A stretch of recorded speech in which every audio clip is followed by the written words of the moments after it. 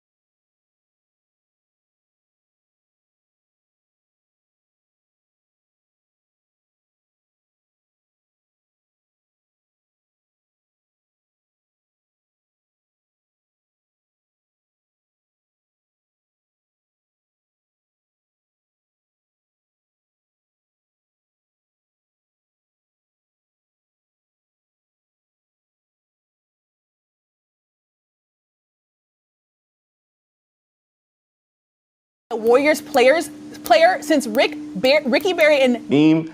That is Steph Curry, and if he keeps putting up these kind of numbers, I expect him to be right there at the end of the season. It feels like number 2 in that power rankings would be Draymond Green. 9.5 assists per outing in the last 10 games, Nick, but we understand that he has a bit of a temper. He can take out just about anybody, Rodney McGruder included. What is the importance of making sure that he stays in every contest as long as he can in order to help the likes of Steph Curry?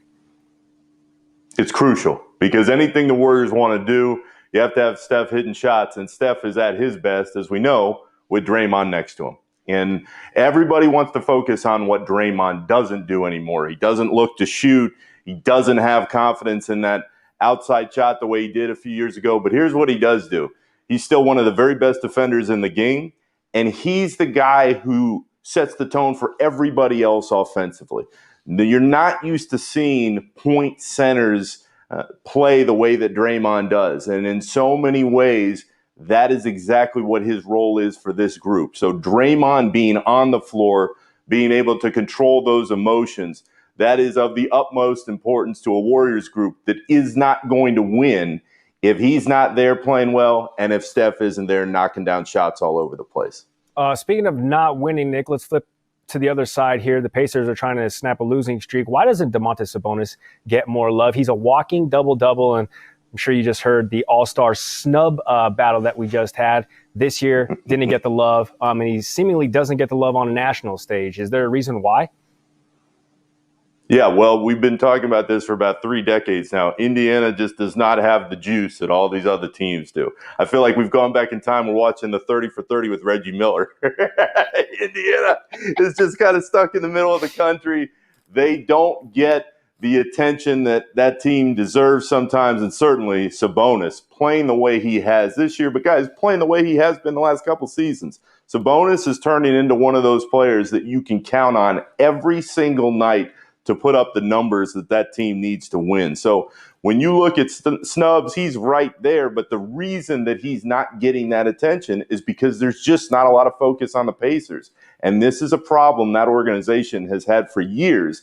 And I'm not sure what the fix is unless you get a superstar in there who is going to get everybody excited each and every night. They have a really good team. They just don't have that kind of star right now that is going to draw the attention of a national audience all the time. Another guy that's not getting that much love, Malcolm Brogdon. Are we also sleeping on him? I think we've been sleeping on Malcolm Brogdon for years. And this dates back to his time in Milwaukee. I mean, look at the way the Bucks are playing. You tell me what they're missing. They're missing Malcolm Brogdon.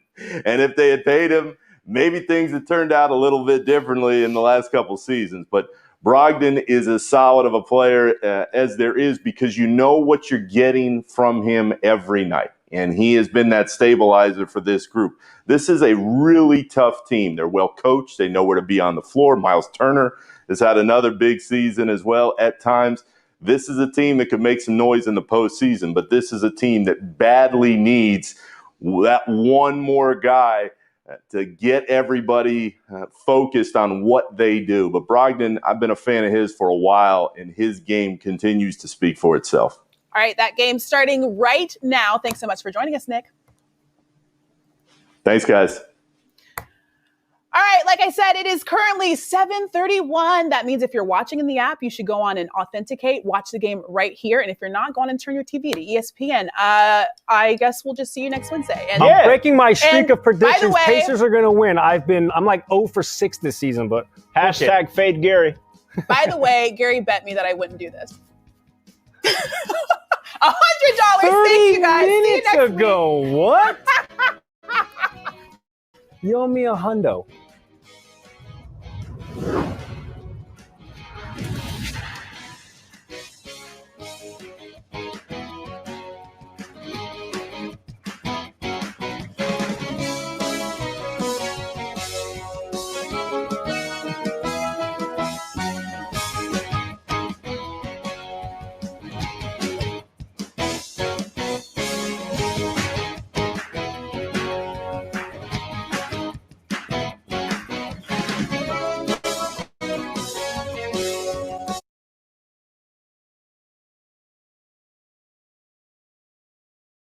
So.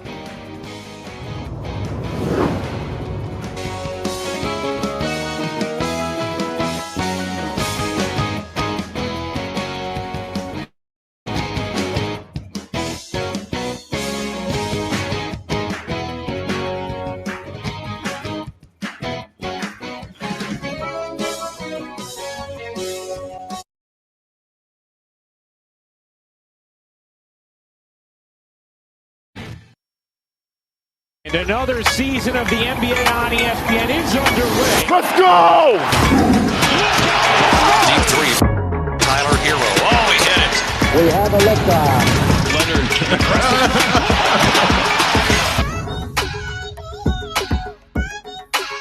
What's going on, everybody? Welcome into Hoop Streams. We're live on Facebook, Twitter, YouTube, and the ESPN app. My name is Christine Williamson. We are getting you ready for the Pacers versus the Warriors. I'm not here by myself. I'm here with my friends Gary Streisky and Trevor Scales in the building. Don't sound too excited to have us on set, by the way. Like, daggone. You had that deep exhale. Like, you were like, I guess these two jokers are going to be here. I called you guys my friends. I Followed by a loud exhale. Oh my gosh, I did call you guys my friends. They bet me something before the show started. And we'll work on that later. Let's get into NBA Rewind. Talk about the best things that we saw in the NBA this week, starting with Best Dancing Duo. This is Celtics Mavs. Luka and Boban, I mean, they're a match made in heaven already, but look at these beautiful dance moves. Somewhere Tobias Harris is punching the air. That was our dance! But it wasn't. That's a Texas two-step, baby. They're really subscribing to the whole Dallas thing. I've seen line dancing before, and that was actually pretty in sync and in step, especially for Boban, who I imagine does not wear less than a size 47 shoe. Give or take. I don't know. That's probably very accurate. Let's go. Worst dunk attempt. You like that? Last night at MSG, Warriors versus Knicks, Steph Curry with the shot boy, he misses it. And then it's Kelly Oubre does something. I love the gusto of Kelly Oubre Jr. on this joint. I just the gall to take off from there with cruel intention. And then the self-awareness, I mean to say, like, I know I was just playing. There wasn't no way I was about to put that down. No, I saw that video cold. Oh, it's not getting better. I promise you for the rest of the show. Yo, that is comedy. Perfect. I Wow. thought that was your first time seeing it because I was like, why are you laughing Yo, so hard? he yeeted the ball. Yeah, it was bad. Whoa. Get on Kelly. Best career night last night, Nets versus Kings, and this guy. Wedding. It's great to be a Miami Hurricane. You know what I'm saying? Because Bruce Brown was feeling himself. He went to Miami, obviously. I'm not just randomly saying that. Did you go to Miami? Yes, I did. He had 29 points, and his reaction, the shimmy.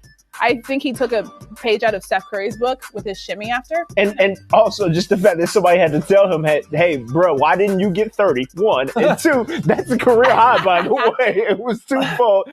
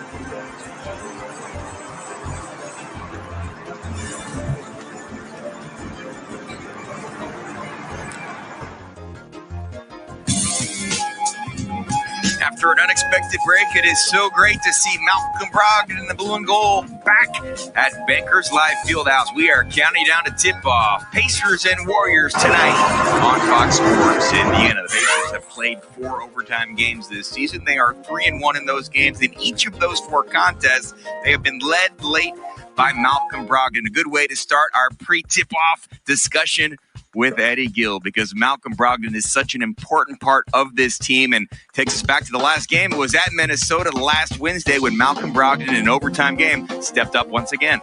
Yeah, we've seen him do this time and time again over the last couple of seasons. When it is closing time, Malcolm Brogdon does not fear the moment. He absolutely embraces the moment. He's looking to make plays. He's looking to take and make big shots. He's done it at a great times throughout his career, and he's really doing it here often throughout these games. Malcolm Brogdon did not make the All-Star team, but he was certainly in the discussion, and he has done such a great job scoring, distributing, and serving as team leader for the Pacers this season. And we saw that on display in Minnesota when the Pacers were last on the court. Now, the Pacers will have to be good late tonight because Steph Curry and the Golden State Warriors are in town. Eddie, Steph looks as good as ever after missing most of last season with a hand injury.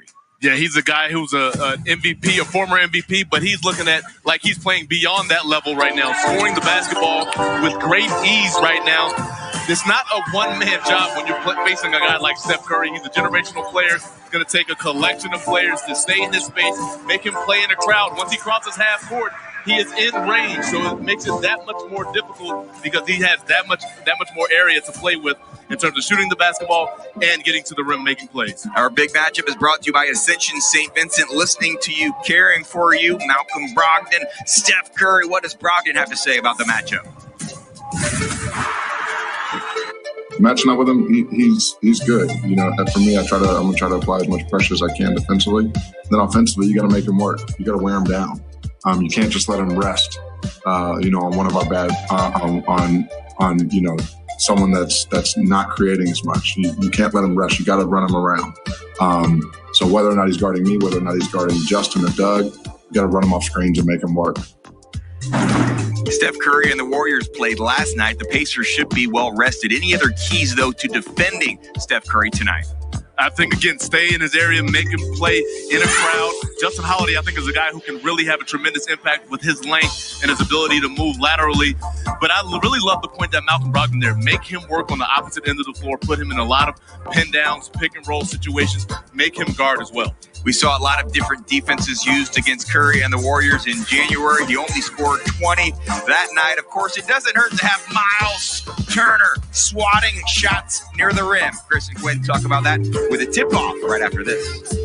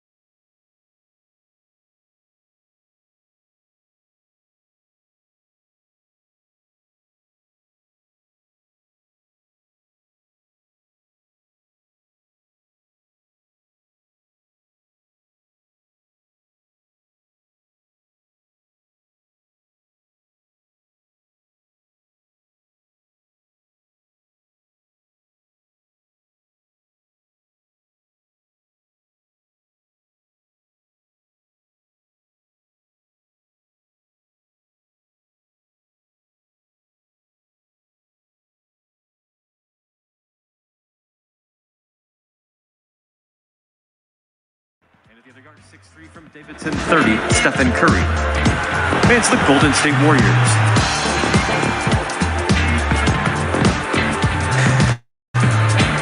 All right, it's time to rev it up, Pacers fans. Let's hear ya!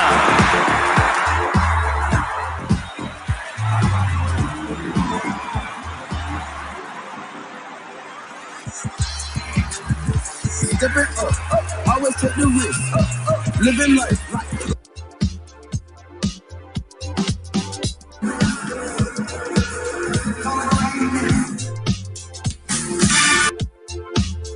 Basketball is brought to you by Andy Moore Automotive, where more means.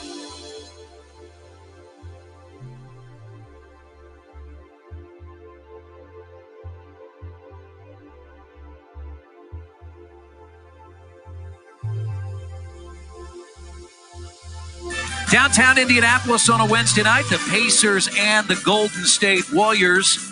Indiana, of course, featuring Miles Turner, who leads the NBA.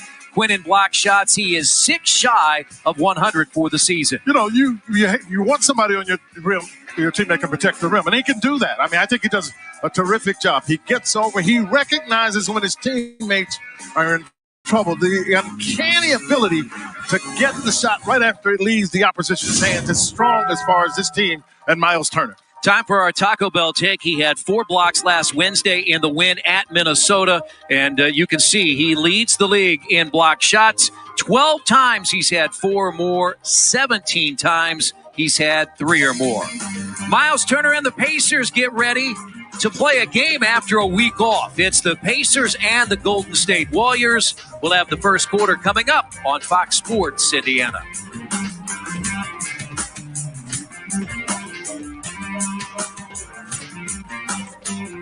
6'6" from Washington, number 8, Justin Holiday.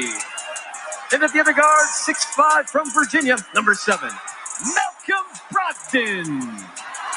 It's your Indiana Pacers.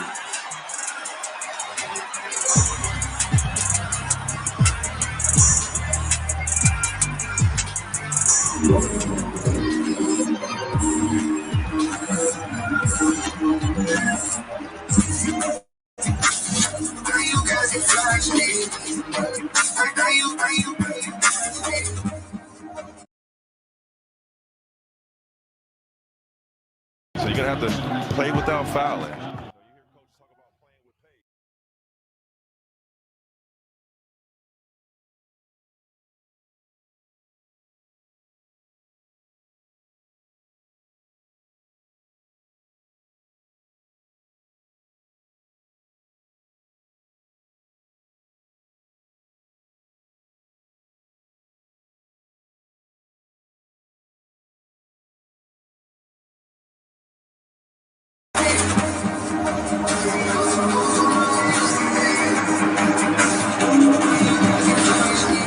Up a road win.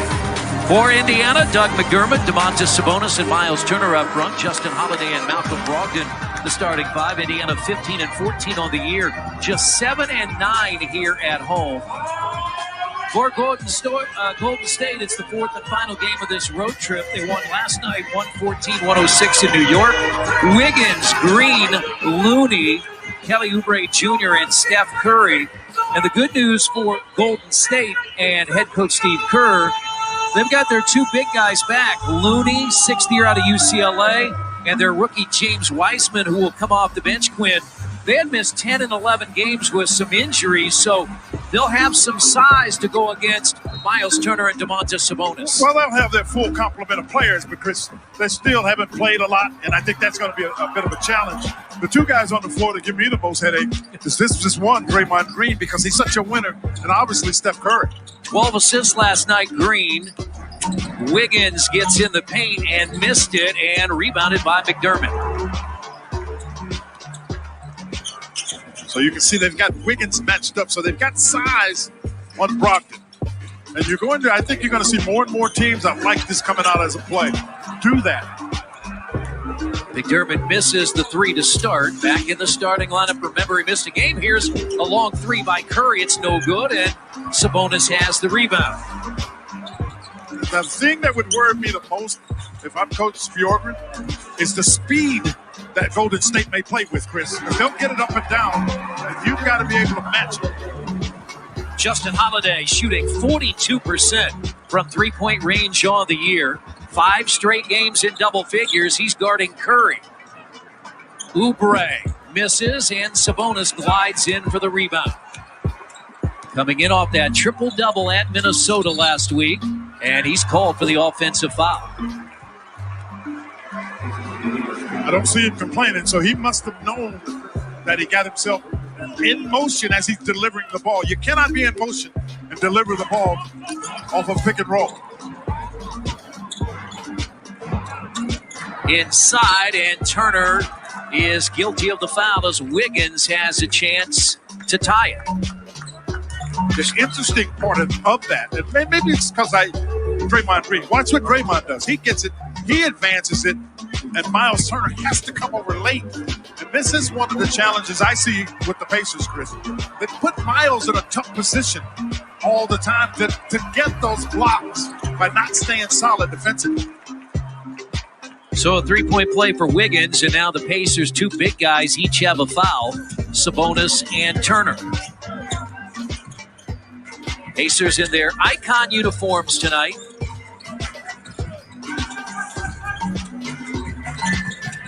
Brogdon. And that ball tipped away. Shot clock at 9. Next 4 on the road for the Pacers. For Steve Kerr and company, a stretch of 7 of 8 away from San Francisco to complete the first half of the season. The second half of the schedule came out earlier today. Quinn and I have some thoughts on that, and that's in the lane. It's knocked away, and Curry has it. Well, yeah, we will. But when you think about teams that starts, Dave Bjorkgren got his start. Didn't he get it with Santa Cruz? Yeah. He coached the G League team as Kelly Oubre has the basket. That's what I was talking about, Draymond Green. He doesn't shoot it well. He doesn't handle it well. He just knows how it works. A 5-3 lead, 5 straight now, and that's off the knee of McDermott. Oh, they're going to give it to Indiana. I mean, they move, and you can see coming help was McDermott, but in doing so, he left his man open, and the pass got Oubre where he needed to go. One of the reasons the Pacers were successful in January, they held Golden State to 38% from the field. Now, Holiday misses, and Looney has the rebound. Holiday had to shoot it. Shot clock was at 2. Pacers did a nice job defensively in San Francisco. Wiggins. I could see that Miles was off stride when Wiggins was ready to attack. Miles was not in position or had good position to get himself to the rim. And 7 straight ends by Golden State. The basket by Brogdon. Curry ducks inside of the double team. Oh, boy. Thank you. As he got out there, Miles was all the way in the paint. with the only chance to get to one of the greatest shooters that's been in the game. He was 7 of 14 last night at Madison Square Garden. And Brogdon with another runner, and it bounces in. Pacers tied at 7. Golden State 8th in the Western Conference. They're 17 and 15.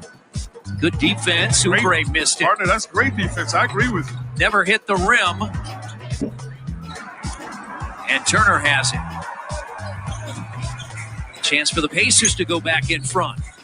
Brogdon up and under, draws the foul. He went right at Curry. And you've got to stay in good, solid defensive position. Miles has to come away from the rim. You see, he gets beat and looking for help. But he goes out because Wiggins can make that shot. The help side defense did not get there in time. Malcolm Brogdon in the last game before the break, 32 points, 9 rebounds, and 7 assists. And we mentioned the break. Coming up next week will be the All-Star break, but due to 2 games being postponed, one against San Antonio that was supposed to be here on Monday because of COVID-19, and then the weather and the electric problems in Houston on Saturday. That's why the Pacers have not played since last Wednesday. Of course, it's been a disjointed season for a lot of people. A lot of teams. That COVID has been a bigger component, but that's just the way it's been. The question is adjusting, adaptation. Oubre inside, and it crawls in. He's been much improved, Quinn, since early in the year when Golden State got off to really a bad start. 13 straight double-figure games for Oubre now. He's averaging 20 points in that stretch. He's been really good. Very good. That's defined. If you know Draymond Green, you know that he'll help. So when you turn that ball into the middle, be aware that his man is probably the most likely to be open. Miles Turner had 22 points and 12 rebounds when these teams played in January. Hit 3 threes. That was his first tonight. He's guarding Looney. Solid defense. Yeah, that's good defense there. And a good rebound by Brogdon. Undersized, take advantage of him. Turner for a second 3. But I applaud what happened there. Because opponents threw it out, recognizing he got double teamed. That's a good shot. You just got to make them. 5 minutes gone by in the opening quarter. Great hands by Malcolm Brogdon on Wiggins. Indiana, numbers not there as Wiggins got back in position. McDermott missed to start the game and misses his second 3. And Curry back the other way. Oh, goodness gracious, thank you. Because Justin Holiday is as good as the Pacers are going to have on the wing defenders. Look at the 2 bigs work together, and now Turner got a second foul. So Turner picks up the second foul, as Quinn mentioned. Early 2 lead changes, 3 ties, and the Pacers, Quinn, have the early lead.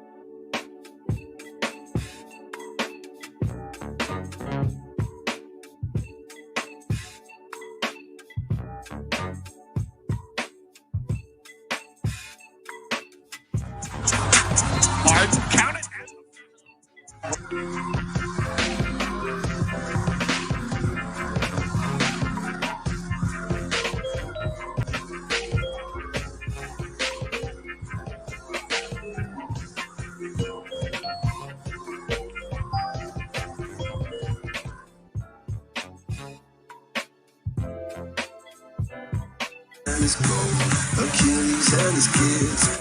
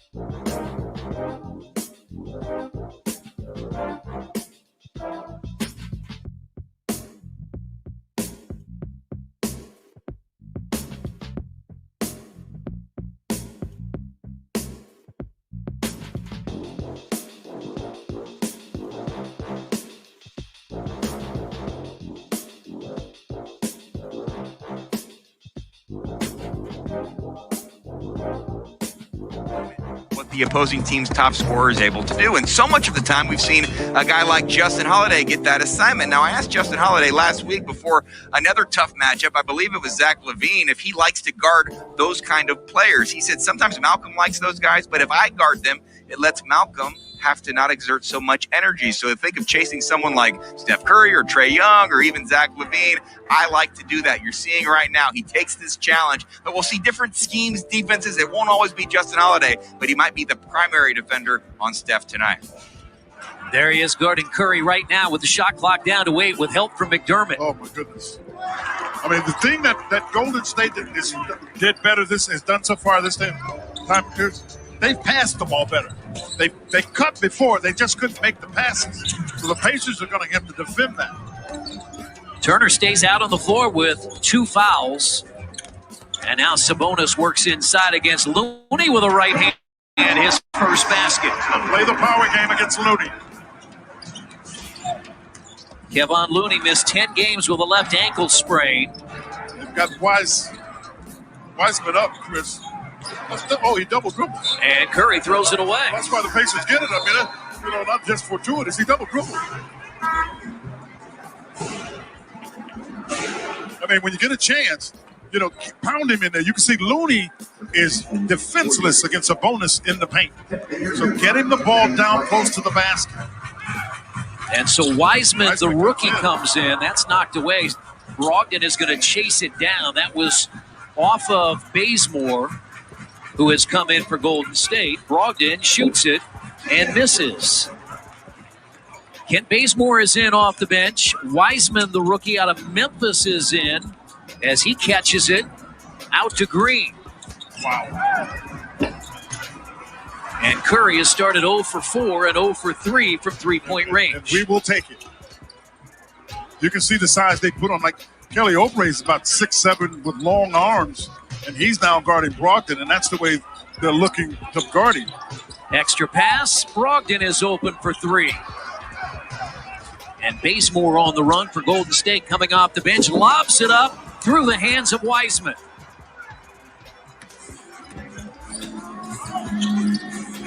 Turner from Sabonis. Got to be careful here because you're starting to get into Golden State's game. Theirs is a speed game. Now Curry goes inside, throws it out to Green. He wanted it back in the corner. Yeah, he wanted it back in the corner because Draymond is standing out there directing traffic literally like a conductor in a band. He's pointing people around trying to get to Curry. So you've got to know that and make sure you keep Curry from getting the ball. Curry missed his first 5 shots, and now Sabonis picks up his second.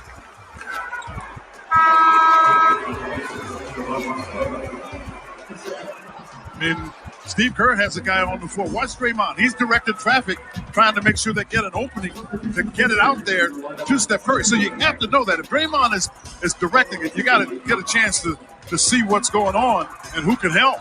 So Sabonis will sit with 2. Turner stays out with 2. Curry had missed his first 4 shots before hitting that 3. Jeremy Lamb is in off the bench. Back cut to Oubre. Well defended by Brogdon. Wow. Wiseman set a pass that was going out of bounds and then makes a 3 on the misconnection with Green and Curry. Shows you the 7-footers got some skills. 10th of the year for Wiseman, who averages 12 points and 6 rebounds. And just checking in, T.J. McConnell. Nice ball fake by McConnell at the basket. McConnell, Justin Holiday, Jeremy Lamb, Miles Turner, Malcolm Brogdon, Curry in the lane, and Curry with the roll. A career best 13 straight games of 25 points or more for Steph Curry.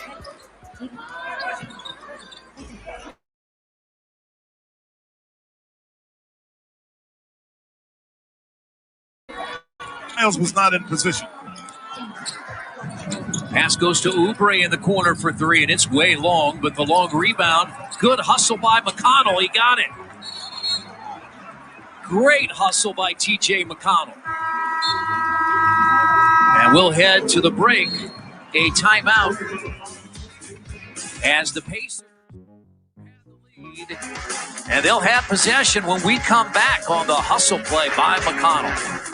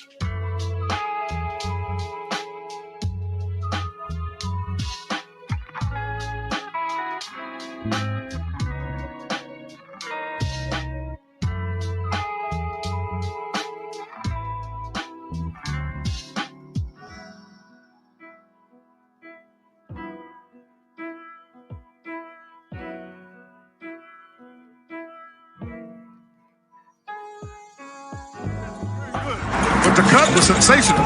Bazemore stumbles. No chance.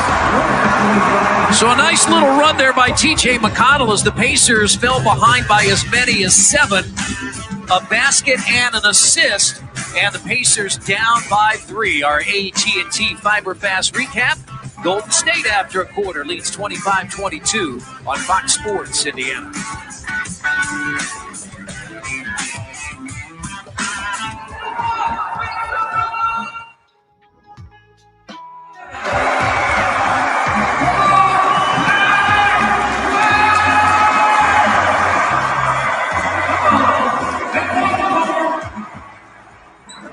See, I like that. They double team him early, try to slow him down. Oh, beautiful pass. Draymond Green to Kelly Oubre. And Kevon Looney the rebound. Well, sometimes you like to see when the man kicks out, he reposts. How about looking for him? Remember now, he averages 30 points. He attempts 11 threes a game. Shoots it at 42%. Now, Steve Kerr was raving about him earlier today, saying he's smart and confident, and that strength a big part of it. Miles Turner with a three-pointer. Right now, they're in the 8th spot in the West. 17 and 15 record. Feed inside to Looney. Looney to Oubre. Nice ball movement again from Golden State. Team play. We cannot overemphasize the fact that both of these teams, 27 assists a night. Curry goes back up top to Green, right back to Curry. Fakes, fires, and connects his first field goal.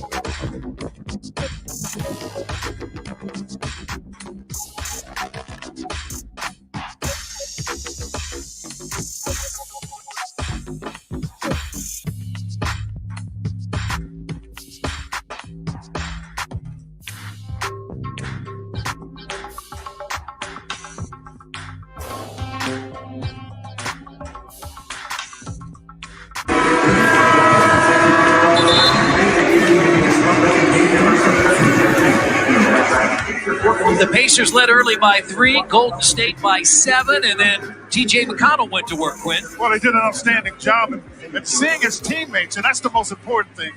Recognizing that overplay defense allows you for a back cut, and then a terrific cut here by Edmund Sumner. But recognition by McConnell brought a lot of energy, really good things on the floor, Chris, to get the Pacers closer here. But the challenge is still looking like scoring. So the Pacers got to score 22 points in a quarter.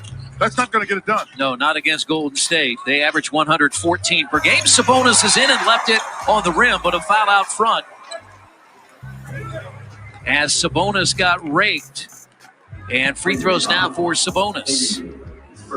T.J. McConnell off the bench in February, 8.6 assists, better than Rubio, White, and Dragic. What's even more impressive, he's 15th in the league in assists on the year at almost 7 per game, and he's number 2 in steals. He's already picked up one tonight, averaging nearly 2 steals per game. He'll start the second quarter with Sumner, Sabonis, Lamb, and McDermott.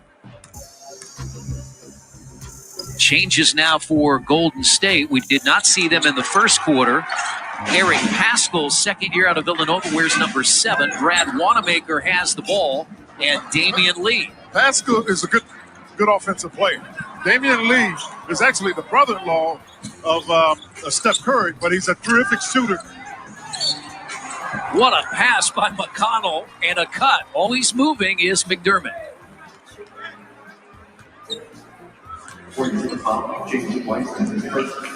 Weissman the foul. And free throws now for Doug McDermott. Pacers have a chance to tie or take the lead. 80% free throw shooter, averaging a career best 13 points per game. And now a word from Mr. Quick.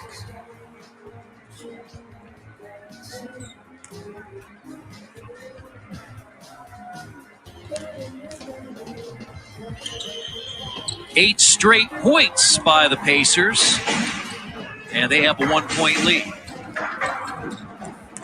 Wanamaker played his last 2 years in Boston. And McConnell the steal. Paschal runs it down. Oh, they're calling that change of possession. They reset the 24-second clock.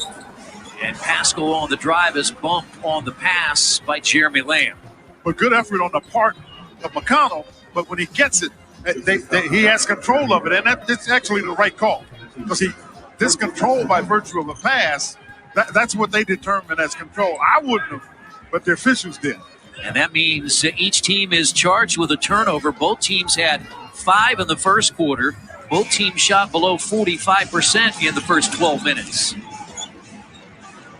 He's going to try to take him. He's a scorer.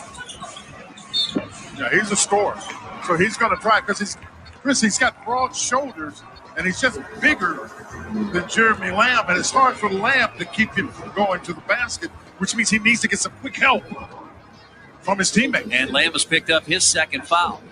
Paschal averaging 10 points per game.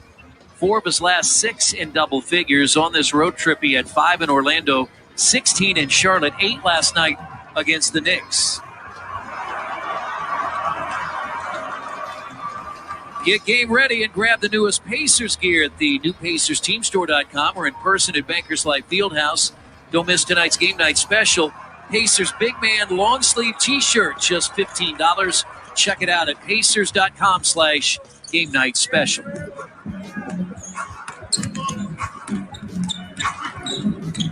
Sabonis will attack Weissman and get right there and miss it. Got his own rebound, missed it again. Got his own rebound and draws the foul.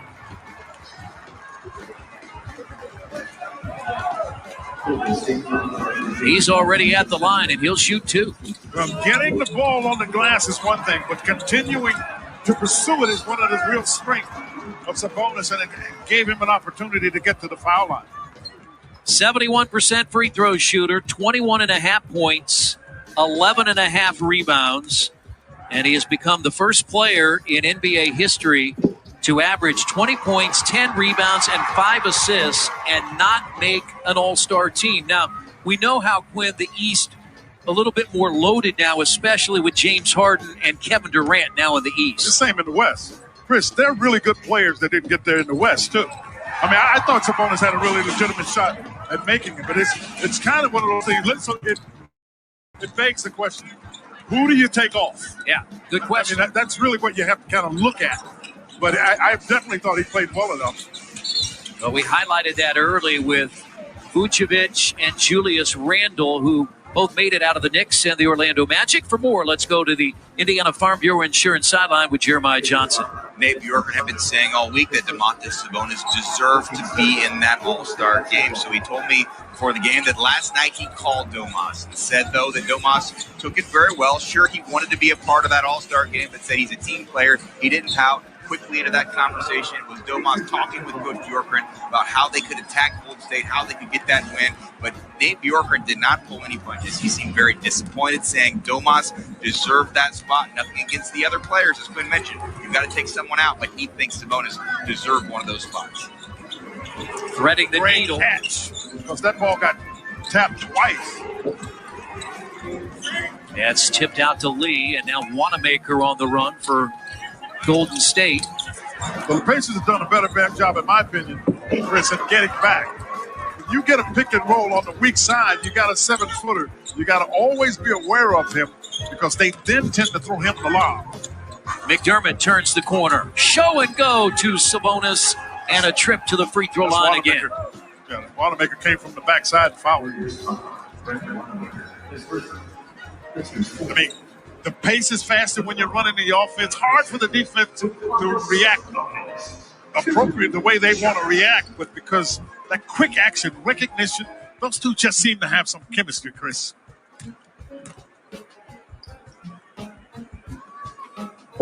And Sabonis with his first miss as Aaron Holiday is in for the first time. He replaces Edmund Sumner. That's offense defense. Indiana Members Credit Union sponsors our Pacers Live pregame, and we do it again Friday night. The first of 4 straight on the road, 7 o'clock from TD Garden. Pacers and the Celtics, first night of a back-to-back in New York on Monday. On Saturday, Philadelphia on Monday. And then a week from tonight, the road trip ends in Cleveland. That's the first night of a back-to-back as the Pacers end the first half of the season against Denver here next Thursday.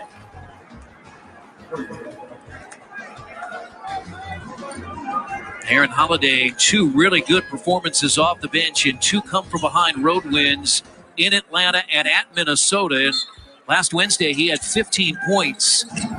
And he's out there, 2-3 zone now, out of the inbounds. Pascal. They didn't catch it, that arm. They sure missed it. I'm looking at some of the fans. They even are showing that there was a push-off there. Sabonis spins. Good move. Really good move. Went to the offhand, and that's the reason the defense wasn't prepared. They're so accustomed to him coming to that left hand. Lee. Off the glass, and it rolls off, but put down by Wiseman. Pretty close. Wiseman has come off the bench to score 7. He had missed 11 games with a left wrist injury. They were without both Looney and Wiseman. And that's at the rim, and that's McDermott. Couple of 2-point field goals. Neither team shooting it well from distance. The Pacers 2 of 10 from 3. Golden State 2 of 13. Oh, he got away with another little push. And got that big body. It may get away with it for a while, but this is where you got to make him pay. You got to make him pay for planning. Yeah, that's what Jeremy has to do because it's difficult on the other end. Make Pascal have to guard you. Warriors 35, Pacers 34. First basket now for Lamb. Pascal. Great help by Aaron Holiday. That's so good. Jeremy Lamb. And that's his third.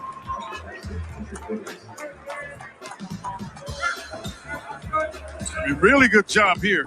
See, faking like he's going to that left hand, goes to the right hand.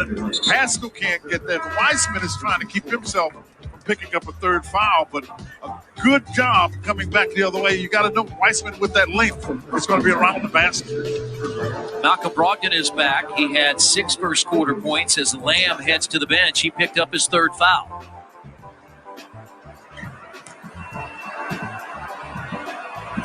Both teams already have 4 fouls in the quarter. And a three-point play for Wiggins. What I don't want to see, Chris, and we're seeing a little bit of it, unfortunately, is their bench players on the floor too much. With a back-to-back game, that gives the starters too much of a break. And they're also having success with Curry on the bench, and that's another foul. Yes. If it had gone in, Chris, that would have been your call. Yeah. And Weissman picks up his second. Just 19 years old, played just 3 games at Memphis for Penny Hardaway. He was the number 2 pick in the draft this fall. Pacers saw the number 1 pick in the last Pacer fans in the last game Pacers had against Minnesota. It was Anthony Edwards. And then what about after that? What about the dunk he had over the weekend? Oh, no, he's an athlete. There's no question about it. He's a terrific athlete. And he had a special, let's just say, dunk. But, you know, Chris, what's been as impressive as anything that I've seen is every year you see somebody new bring some other excitement to the game. And it just, even with LeBron getting to the latter stages, you see new players coming in, getting some things done. Pacers go to a new defense. They go back to a zone as Oubre misses. Don't normally do that out of a miss. McConnell. We've seen he and Brogdon paired in the backcourt quite a lot lately. You got to get out of the lane and just be patient on it. Good defense there by Wanamaker to knock it out. Yeah, because they were trying to get the ball into Sabonis. Because that's an undersized lineup. Pascal is the center. Or let's put it this way. The way the game is, he's playing 5. Shot clock at 3. Brogdon ducks inside, had it blocked. And that was Pascal. He's also bringing the ball up the floor. We saw him operate at the point. Sabonis got beat because he didn't want to get another foul. And now Wiggins for 3, short.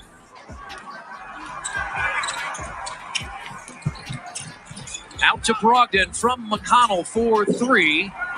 Sabonis fighting for the rebound. He kept it live. Knocked out to Brogdon. Yeah, he kept it live. Gets around Lee and lays it in. Big body. Put it on Lee, get it to the rim. Second effort off the glass by Sabonis. Pacers down 1. Wanamaker finds Lee. Free throw line, and he's fouled by Holiday.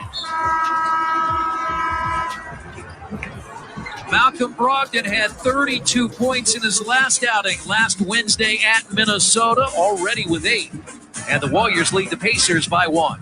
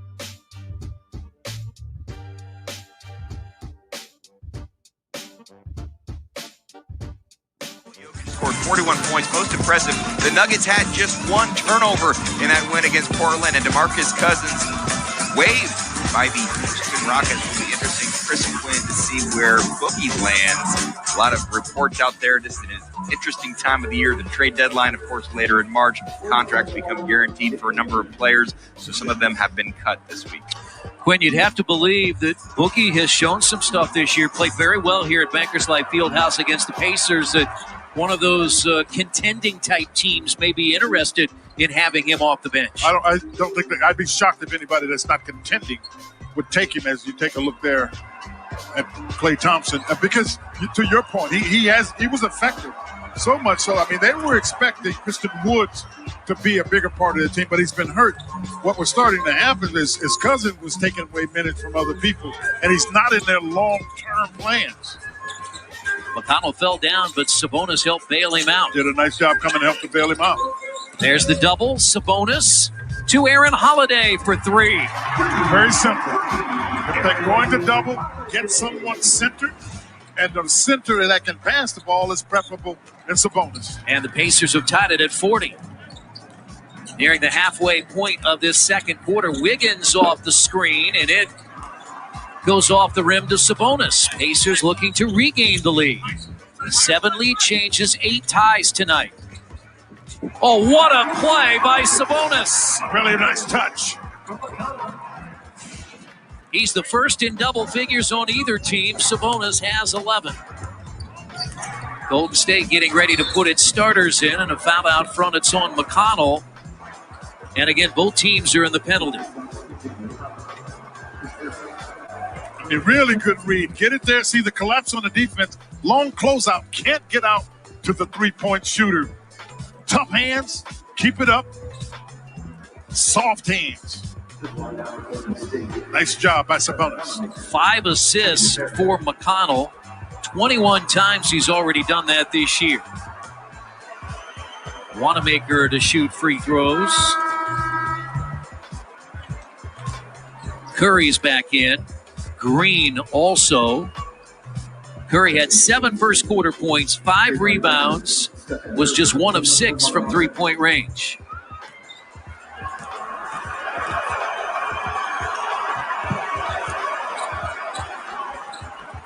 Tied at 42.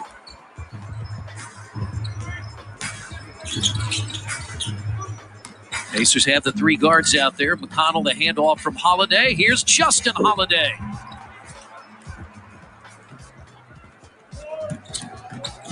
Lee stays out on the floor for Golden State.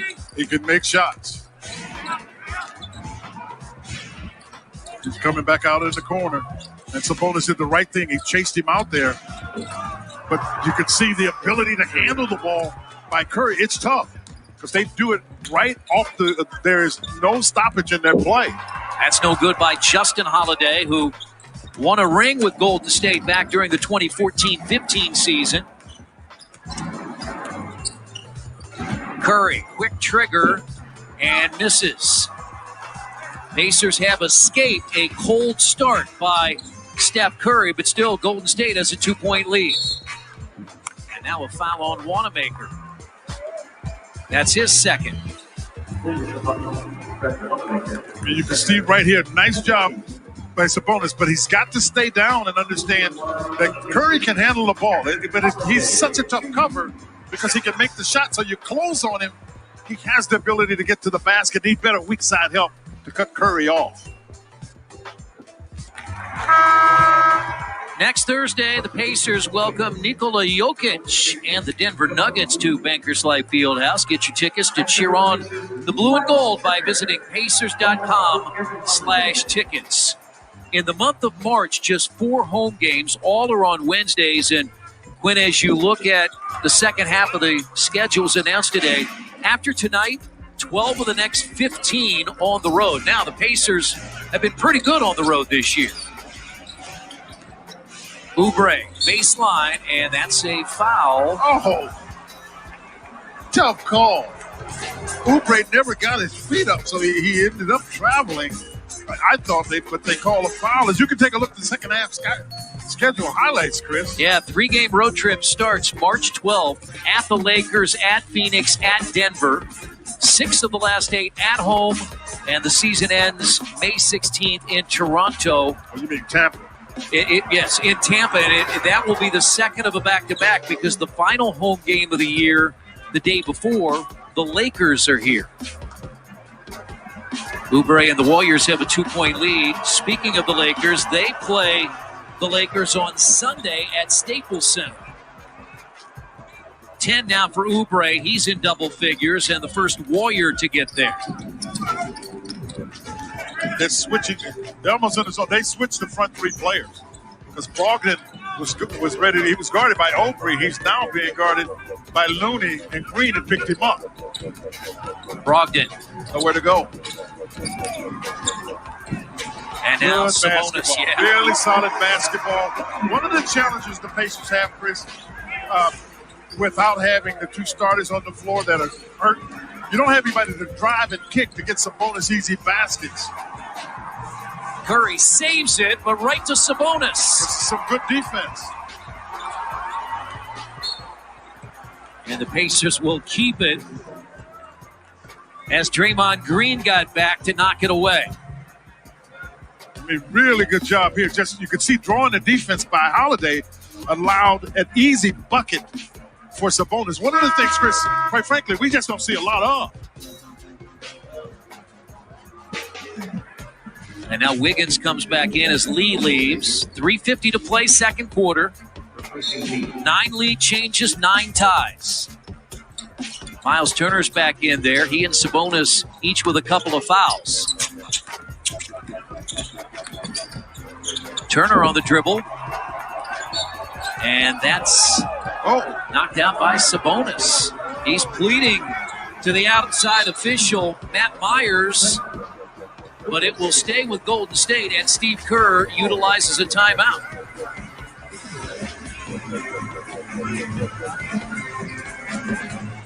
Well, it will stay that way unless Nate Bjorkgren wants to use a coach's challenge. Golden State, 3:41 to play in the half, by 1.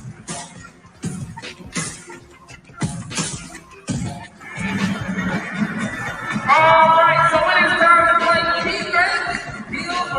I'm sitting here. Pacer fans right now. If you could hear on the sideline, you would understand. Now, Ellie, this is what I need you to do. You see, we have a K, a E, a Y.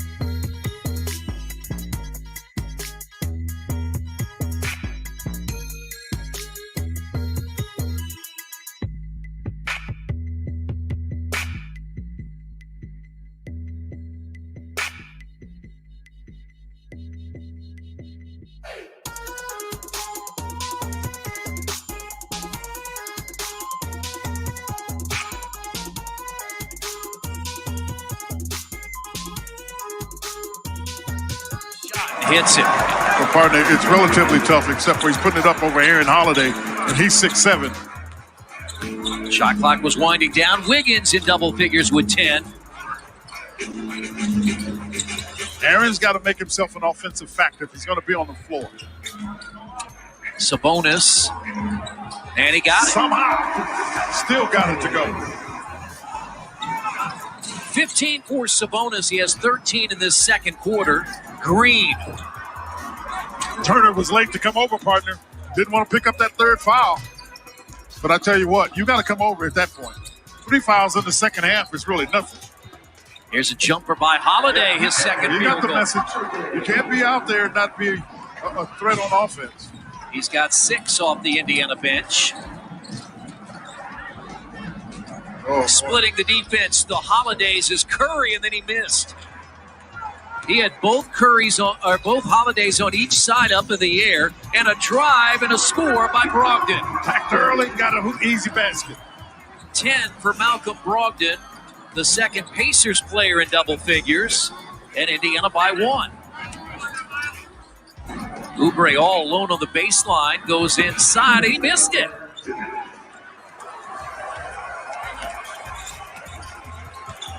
Brogdon attacks Green, little off-balance jumper. And the Pacers have a 3-point lead. It saved having to bring McConnell and McDermott in. When I looked at Coach Bjorkgren, he had them up ready to come in the game, but the Pacers have got a little offensive rhythm. Well, they nearly had it from Curry. Both the Holiday brothers were there.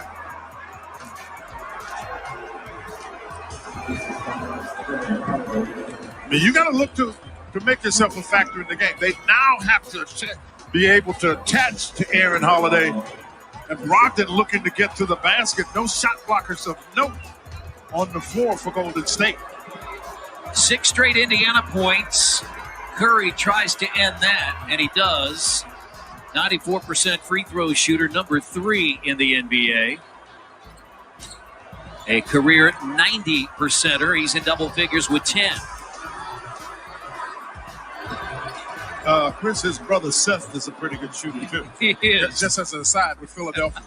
In fact, as all-time percentages, it's Seth Curry who is a better percentage shooter than Steph. Now, I think Seth had to take quite as many shots. Shot fake. Turner goes inside. Basket! And a foul. Draymond Green got him.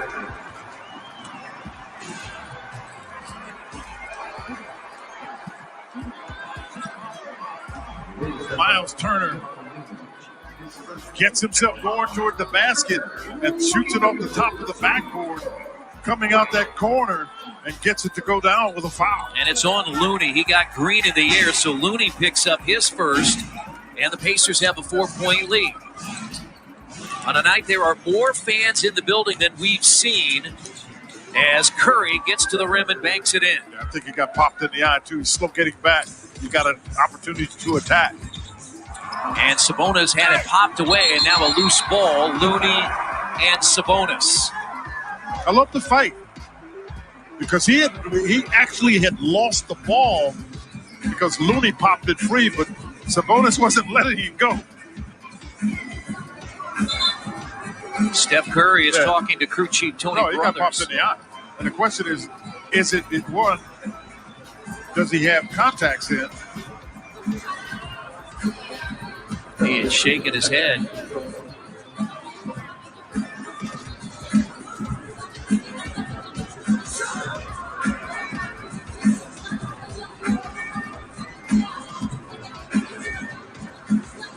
It was Turner coming down, and so an infection control timeout as well. He's bleeding. They're wiping up the floor.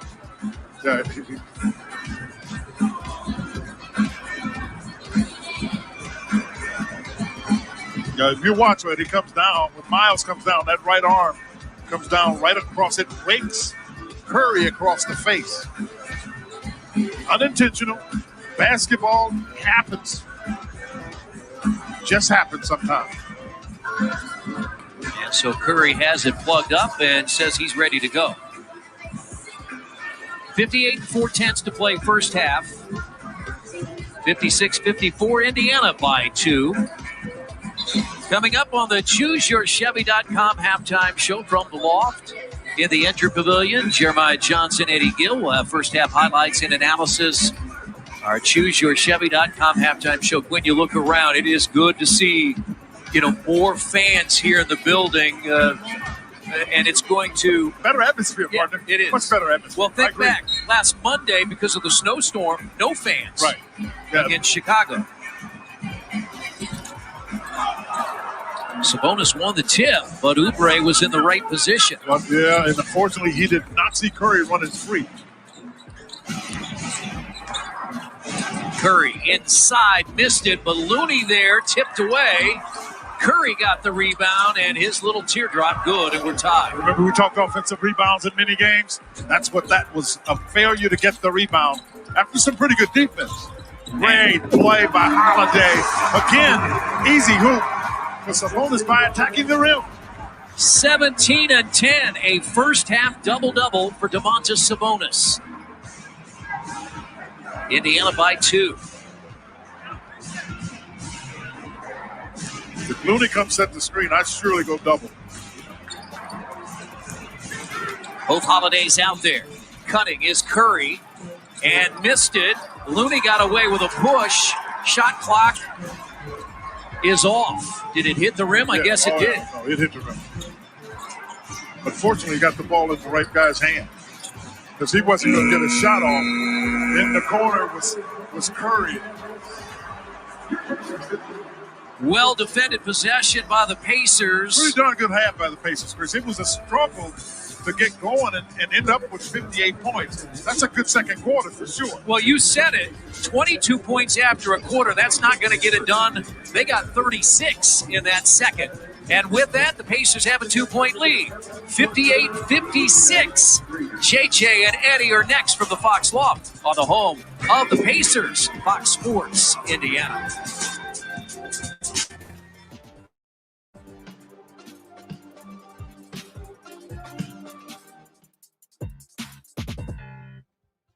True to the dream on dream, Mr. Dominic Stokes of Community Team Coalition. He's with Derek Fulford of Share Care, the Vice President of Marketing.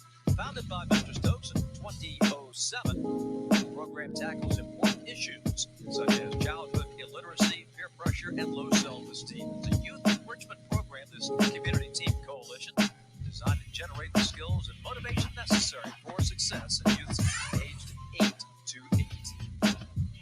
Our halftime stats dominated by the Hawks with fantastic shooting, 61% overall. In fact, the Hawks were just a tick better on threes than twos in that first half. Boston ball to start the third. Tatum goes up and in.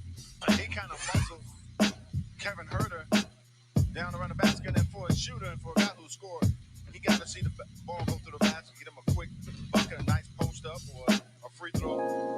You'll see what that does for Tatum. Kevin moves it off, tipped, taken down by Jeff Teague and the Hawks. Getting back defensively, Teague to the wing, Jason Tatum, and a loose ball foul on Boston.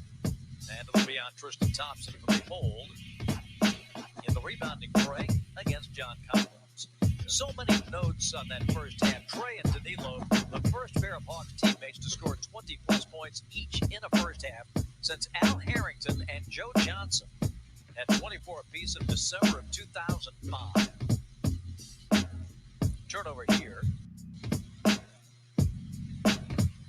Huerter travel. Huerter put a beautiful fake on Tatum.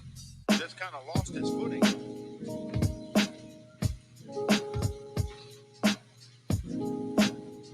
Tice.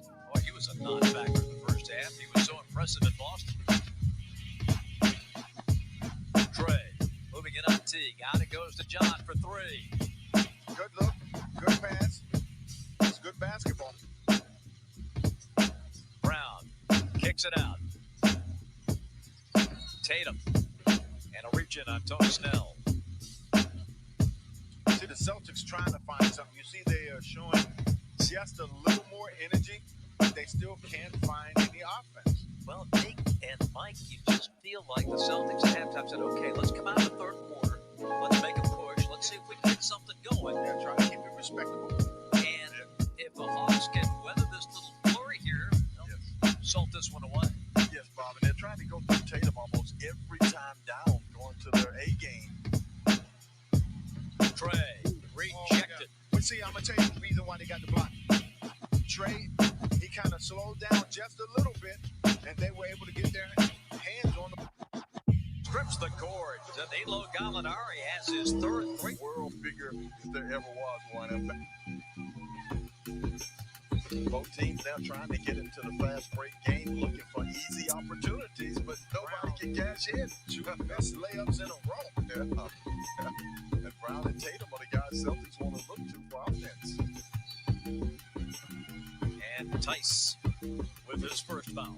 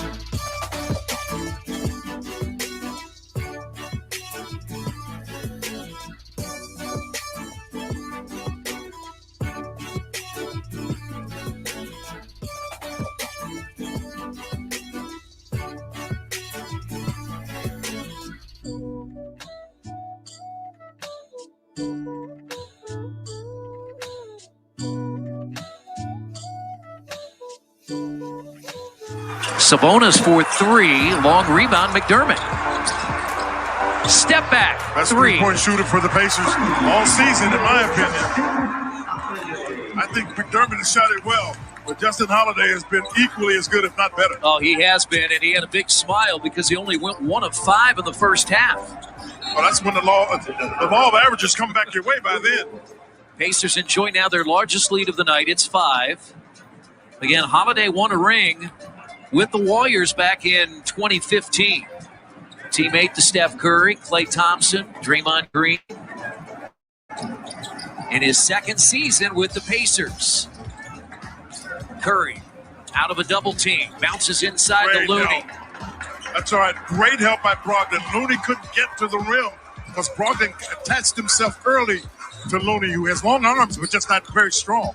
Brogdon, little runner in the lane, and the Pacers lead by 7. Stay solid, don't foul. Wiggins tomahawked on a block by Turner. Wow.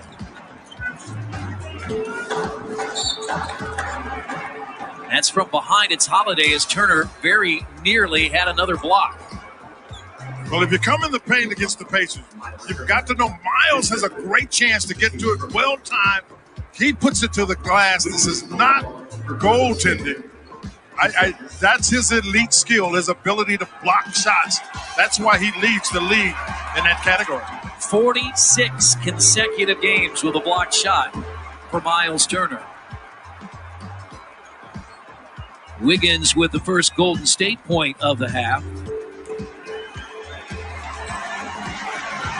75th season of this Warriors franchise, 59th in the Bay Area. And Steve Kerr has won 3 titles as a coach, 5 titles as a player, 3 in Chicago, 2 in San Antonio. McDermott came up short. Looney was there. He lost it before he got there. And Wiggins dunks it home. Well, you had so much attention on Curry on the left side that we're expecting to see him come to the half-court line, and Wiggins sprinted to the rim. Turner couldn't get there in time. 4 straight Golden State points, cuts it to 3. Good hands by Curry. This is a much more active Golden State here in the second half. I mean, you can see Curry will be coming up, and Brogdon realized it, but not much he could do because Curry was going up, and you could see getting to the rim was Wiggins. But that's the kind of attention that Curry creates.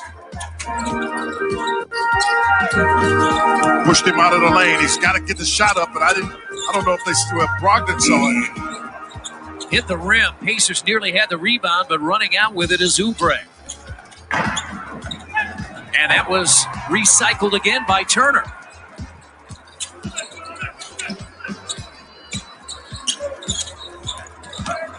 Brogdon to the basket, and it's knocked out by Sabonis. The no call there was, I guess they assumed Draymond went straight up, and Brogdon never saw the basket for that. Curry trying to get loose, finds Looney. But that's because everybody's concentrating on Curry. On the weak side, you've got a shooter, and they didn't come off to help off a dub. 6 straight Golden State points. Don't like them getting rhythm, Chris. Especially when it feels like they're due. They have not made a 3-point shot in some time. Yeah, that is of concern as well. And this is a team the last 11 games shooting 40% from 3. In 7 of the 11, Curry and his teammates have made at least 17 threes. They made 13 last night at Madison Square Garden. Their 7th straight win at MSG. Got to come back and get it. They're just going to switch it, but you got to know it's Sabonis never got down to the basket. He got a bucket to go with shot clock running down, but they are not letting him post up low, Chris. 19 for Sabonis. He had 15 in the second quarter. Curry, yep. I could see that once he got position, you're trying to recover. You see right here, Sabonis can't get low, but he does the wise thing. He recognized shot clock is going down and makes sure he gets at least a shot at the basket accurately on that occasion. Curry was 12 of 12 at the free throw line last night and misses there. He was 6 of 15 in the first half, 1 of 7 from behind the arc. He's now 2 of 3 at the line, averaging 30 per game. Number 2 behind Bradley Beal.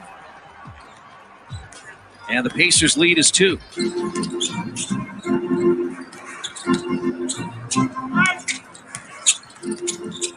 I mean, they had all kind of help there. And the They didn't hit the ball? It sure looked like it.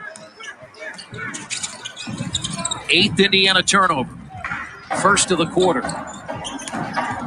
Ooh. Sabonis did the wise thing. He got there, but he couldn't afford to foul. Tied at 65. It's too valuable to his team. Made good judgment as to whether or not to get the block or not. Brogdon with a left hand on the right side. 16 for Brogdon. Quinn, talk about that matchup. You said they're putting a bigger player on Brogdon. Everybody is. That's the way they're going to play him, Chris, because he's so big in his shoulders that you need to get somebody that does it. Oh, really smart play by Turner and Brogdon. But he's so big and strong, you need somebody that's got more height to stop him. Turner has his 8-point. Pacers by 4. Curry gets inside. And and it belongs to Golden State. Good defense there by Turner and Sabonis to close the door.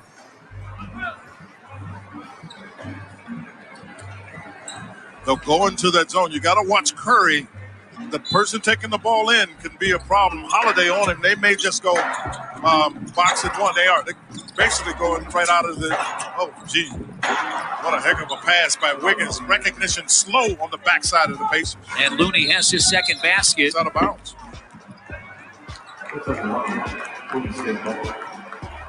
And the Pacers turn it over for a second time in the quarter. Yeah, McDermott was running, and he was really at the point he was about to turn around and got the pass. And sometimes you run out of bounds. It's not like football. You come back in, but you got to stab yourself back inside. And not with the ball, you're right. There's the double again. Watch it, because he's getting quick. Chris, he shot that left-handed. He made up a shot. And that's one of those where... That's a playground shot. Playground shot, a horse shot. Yeah, that's a horse shot. Yeah. That's one at that point. You're just looking to get one off because the defense was pretty solid, but it's hard for Justin Holiday to stop. And Curry takes advantage of that and shoots it left-handed to get 2 shots. 19 for Curry. He's got 7 rebounds and 4 assists. He averages 5 rebounds per game. Which is pretty incredible, quite frankly. It is. When you think about it, Miles Turner may average, about 6.5, 7? Yeah. But the other thing about him, Chris, his game without dribbling is Reggie's with all of the activity. The other thing he does pretty well is he can find you if you're open. Boy, I'm telling you, look at he's getting, I call it frisky. Sabonis against Looney, another fade, but Oubre the rebound. A nice little shove on McDermott. Now Golden State after trailing by 7. They do a split on that action. 1 of 8 from behind the arc for Curry. Brogdon tried to get it inside, good hustle. Turner splits the defense, and Brogdon misses the 3. The long rebound out to Curry. He likes to shoot these sometimes quickly. You got to watch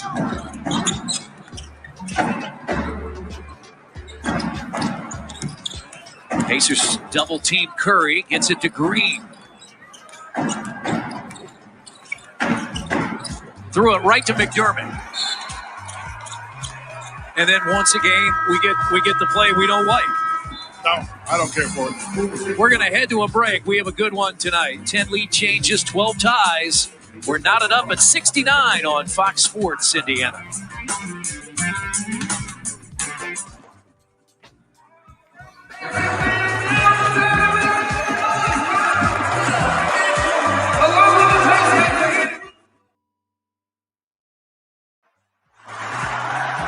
Working against none.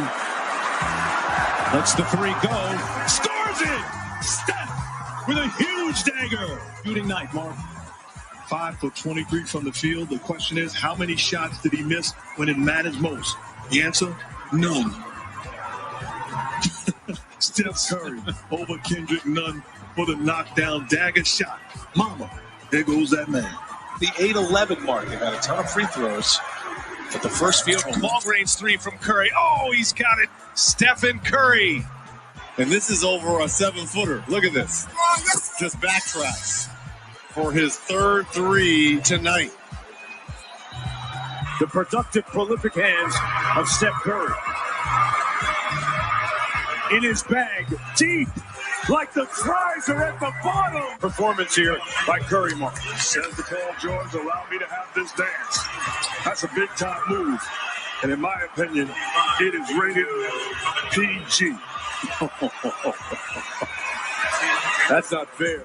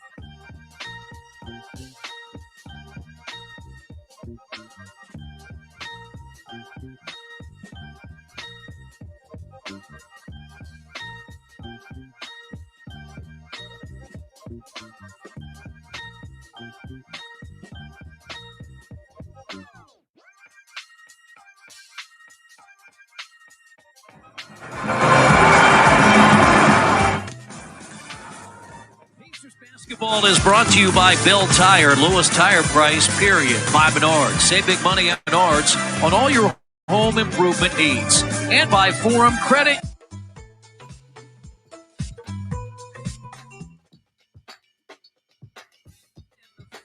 Today in Indianapolis, 69 apiece, Golden State and the Pacers. Sorry to interrupt you. You said snow, and I got the shakes. It scared me.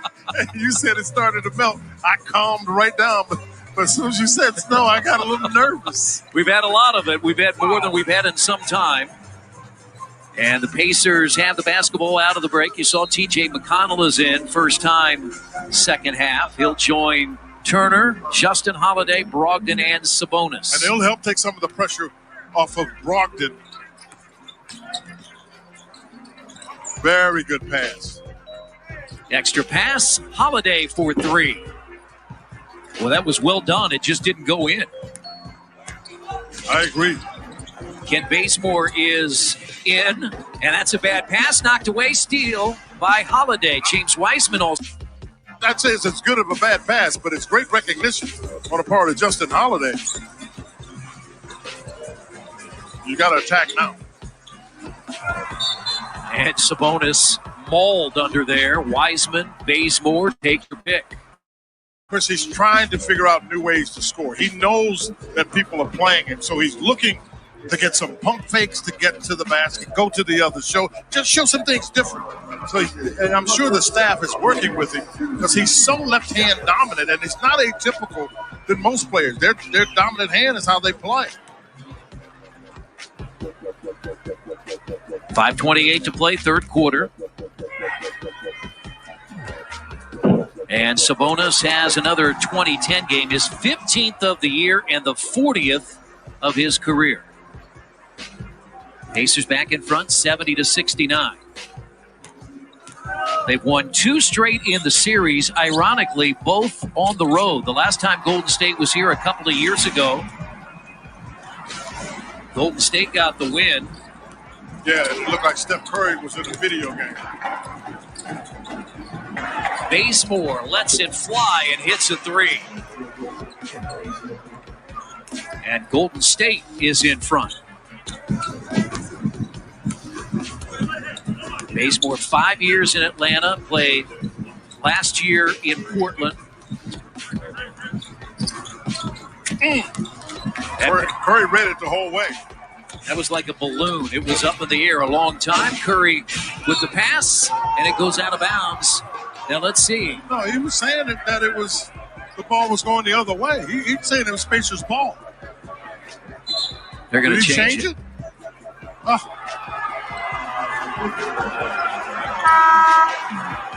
The baseline official originally said, he pointed in the other direction. Tony Brothers, the crew chief, he's got the ball. That's who it was. It was Tony Brothers. Natalie Sago and Matt Myers round out our three-person crew. Curry. And Turner with a rebound. 1 of 9 from behind the arc for Steph Curry. Sliding to Turner, draws the foul. But it was because he was attacking. Does she say he's going to the basket? Yeah. She gives him a couple of free throws now for Turner. Yeah. 8 points, 4 rebounds, 2 blocks. That's why I was saying the attack. The young players, if you get it and you got a chance to go to the rim, go. Because you're either going to get the basket or you got a good chance to get fouled. 78%. And now a word from Bell Tire.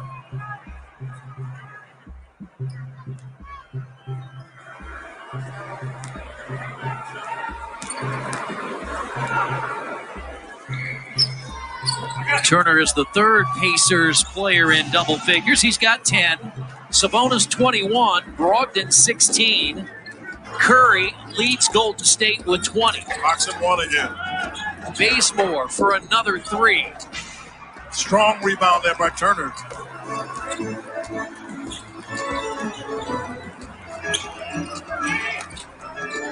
Turner's going to attack. Had the right move, just didn't get it to go down. Justin Holiday is guarding Curry, but a great cut, and he missed the layup. Goodness, he missed the layup. He made a heck of a cut. He got Holiday wide open. Step back 3 by Turner is short. The tough part about that, Chris, if he misses it with that team on the floor, you got 4 guards, you got nobody to rebound. You got no chance for offensive rebounds. And offensive rebounds are hard. And the good thing about that lineup is they should be able to chase the long 3 out in terms of the rebound. But underneath, probably not going to get that. And now McConnell throws it away. And Steve Kerr uses a timeout. 11th Indiana turnover. Golden State has 10. 3:34 to play, third quarter. And we're tied at, or make it 73-72 Pacers.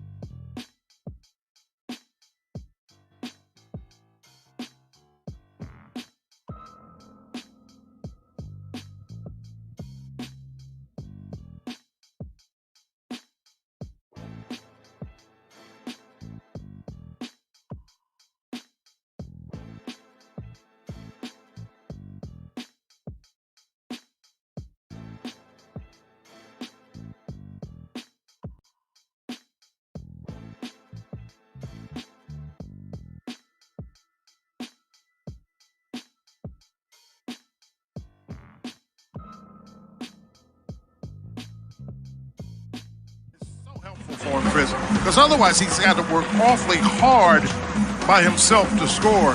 But he's been a yeoman on the inside. 24 double-double of the year. Only Nikola Jokic has more, 27. 1 point Indiana lead. Bazemore hit a 3 to give Golden State its last lead. Green at the rim on the nice pass for Weissman. Green never intended to shoot the ball. 13 lead changes, 13 ties. Jeremy Lamb is in. He had 3 early fouls in the first half. Turner too strong. Has Pacers ball because of McConnell's hustle again.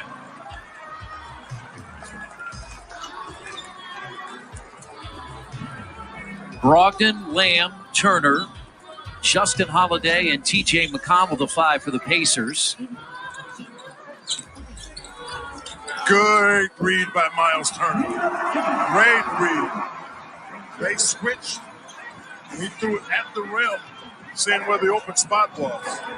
Hey, just saw Draymond Green do it on one end, and now Oubre hits the jumper. Got caught in that box and one, Chris, and didn't get out to the corner. They got there, but just got there late.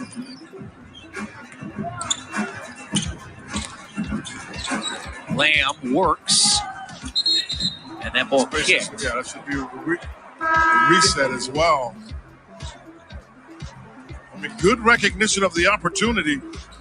Turner is able to throw the ball on the inside because he recognizes it.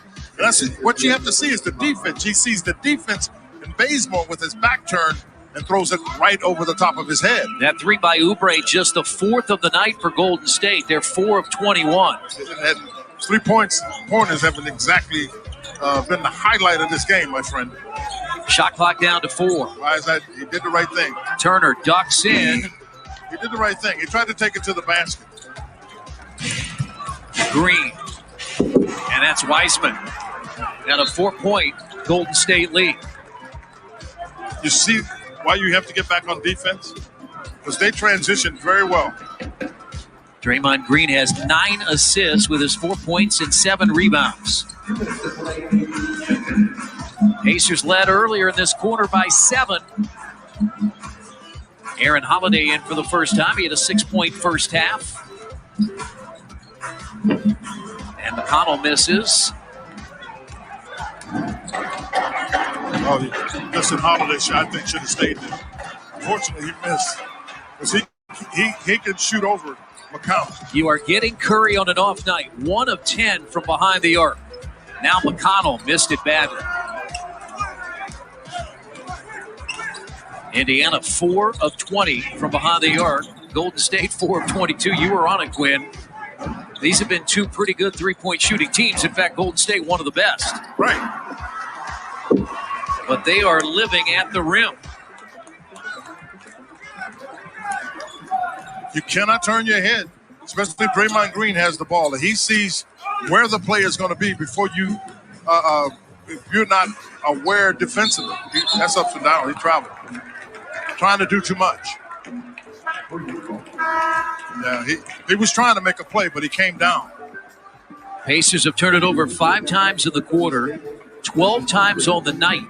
And Golden State has scored 18 points off those. The last time we were in this building, it was Chicago scoring 21 points as McConnell steals the inbounds and lays it in at a foul. Very good job. That's one of those things for kids at home. It's one of those things. If you miss the shot, get to the next play. The next play is right there for McConnell, who gets it, gets to the rim, helps put a little life into this Pacer team, Chris. Great anticipation, always looking for the opportunity to pick it up. 3rd steal for McConnell. It's the 9th time he's had 3 or more steals this year. Remember, coming off the bench, he's number 2 in the NBA in steals at nearly 2 per game. Let's see if that changes the fortunes for the Pacers. A huge 3-point play after Indiana had turned it over. Oh, my goodness. I don't know how he split that.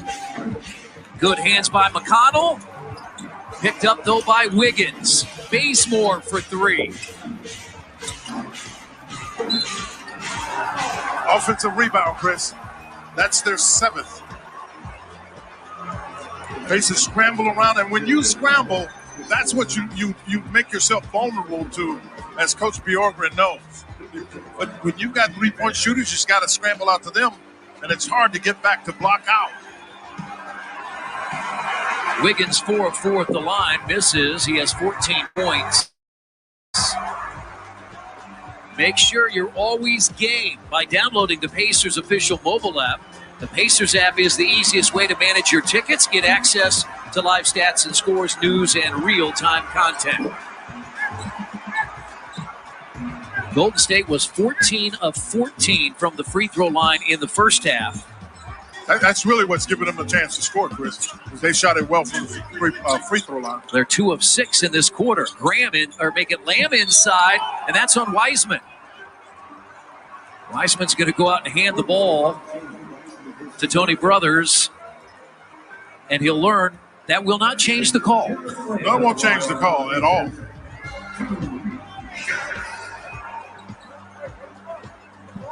Lamb had 18 points and 9 rebounds last Wednesday in the come-from-behind win over Minnesota. He was on the floor in the fourth quarter and overtime as the Pacers made that comeback. That's Wiseman's fourth. They're probably taking him out. And Damian Lee is in. Yeah, he didn't quite make it out. I'm looking at him. He's standing there. Okay, that's fine. Leave him in so he can get his fifth. And this is where they'll go small, but when they were without Looney and Wiseman for about a 10 or 11 game period, this is how they play, Quinn, with Draymond Green. That's how everybody else is playing in the league. So it's not uncomfortable for them because they've got one of the best facilitators, I think, in all of basketball. I thought that from the time. First of all, people forget that he was at Michigan State. He not only was the leading scorer, he was also one of their leading assist men and the captain of the team. Tom Izzo at Michigan State doesn't do that very often for the guy. Well, Green gets the basket. So much attention you have to pay to Stephen Curry. And a rare basket for Draymond Green, and Golden State will have a 4-point lead heading to the fourth quarter. 15 lead changes, 13 ties. Pacers hit the road for 4 straight after tonight, looking to snap a 3-game home court losing streak. 84-80 Golden State, fourth quarter coming up.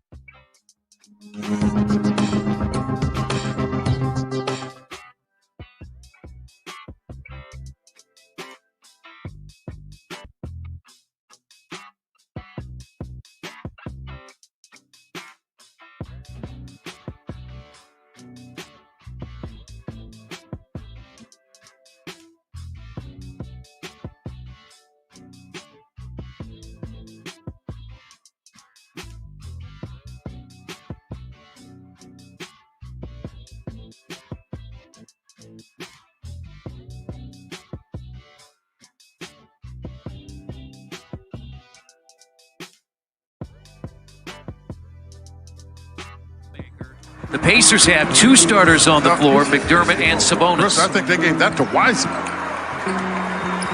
That's his 5th foul. It is his 5th.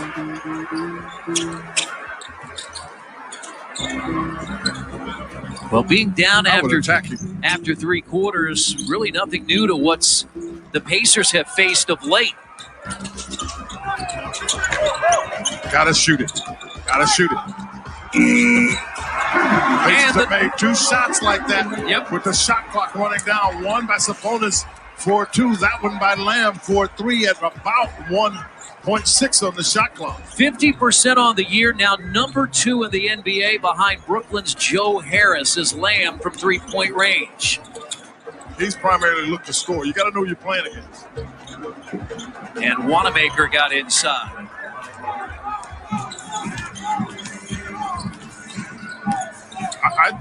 I think you can get a foul on Lee. I'm sorry, on Weissman. Yeah, that would be his 6th, and he'd be out. Big 3 by McDermott. And the Pacers in front are tying at 86. A 2-point shot by Wanamaker gave him a 3-point lead.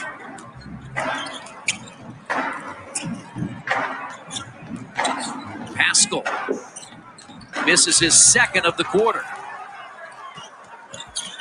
They're buying time, Chris. This is why I think the Pacers need to try to take off a little bit. He was trying to draw that 6th foul on Wiseman. Wiseman lost it, picked up by Aaron Holiday. It's loose. The pass was for the Pacers. He loses it because he gets thrown a bullet, a 7-footer run into the basket, and the Pacers get themselves in position to get it back. Real good job here by Lamb to clear some space and knock down a 3. And, one of the Pacers, actually one of the active 3-point shooters. I mean, as good as anybody playing, I think, from the 3-point line. He got a good screen by Sabonis. 41% for his career, just 36% this year, but McDermott has done it in so many other ways. A career best 13 points per game. Well, how many steps is he going to take to catch his balance? What a great, tough. McConnell got his hand on it enough that the ball went off Pascal's foot. But the official right there saw it differently.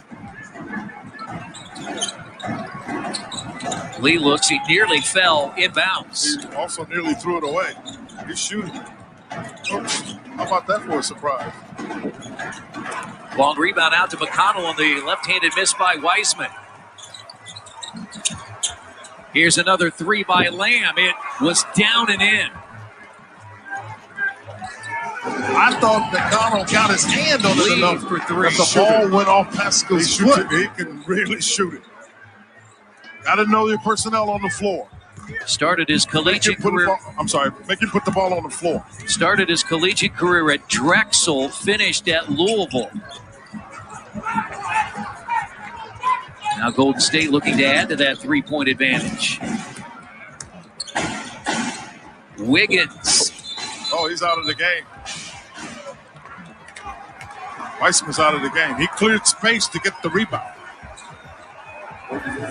So the night is over after just 18 minutes off the bench. 11 points and 5 rebounds for James Wiseman.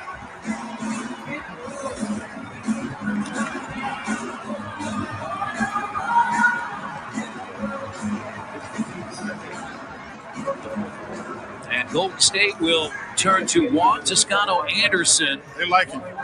He started 10 straight games. Here's McConnell to the rim. He brings so much energy. I mean, if you don't come to play as an opposition, he just takes it at you, even if you come to play. Great play just to get himself moving to get to the basket. Pacers down 1. That's 9 points now for McConnell.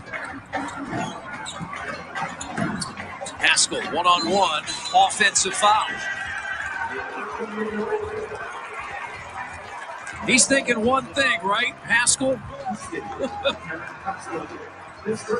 I mean, really good job by McConnell just to push the action to get the layup. Indiana looking to regain the lead. 15 lead changes, 14 ties.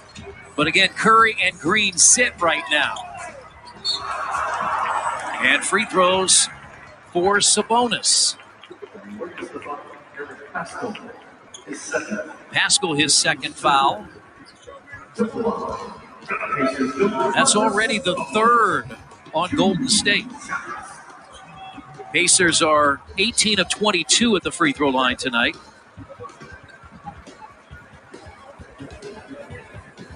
And I would not want to be an official in this league. It is so hard to officiate this game. You know, there's a handful of former players that became officials. Haywood Workman, Leon Wood. You ever talk to them about? No, I actually know them quite well. Frankly, Don Nelson, the great coach from the Bucks, at one point he tried to be an official, realized that wasn't the way to go about it. It's just a hard game because it's so quick. And now these guys are so much more athletic and long. It is a hard game to officiate.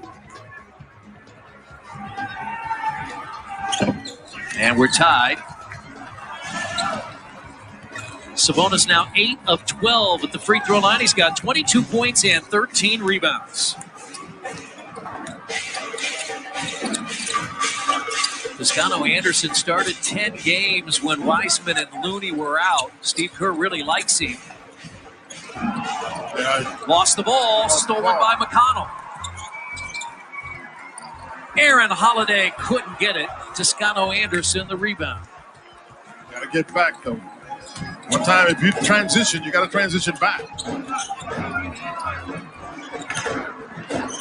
Now McDermott guarding Pascal. That's a tough cover. Yeah, that really is. Because Pascal's got long arms. He's the same size, if you will, as McDermott, but he's got a big base and long arms. Here's a three by Aaron Holiday. It's off. McDermott right there to put it in. Got a nice little offensive rebound basket there by Dougie. He's got 9 points, 4 field goals, only 1 3 tonight. But the Pacers needed that offensive rebound as we hit the break. 7:26 to go. Tied at 91.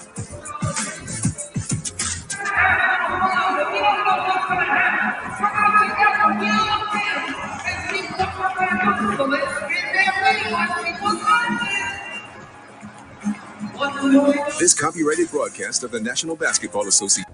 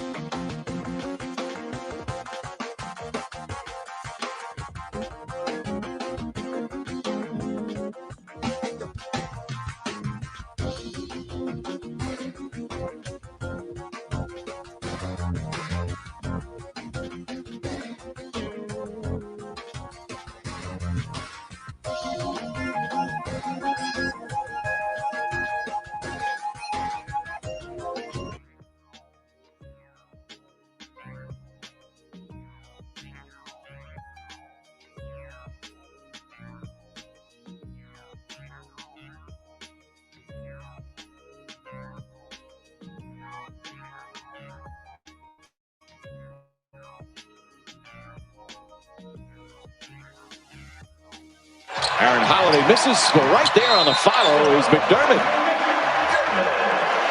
The sandwich, freshly hand-battered chicken, crunchy pickles.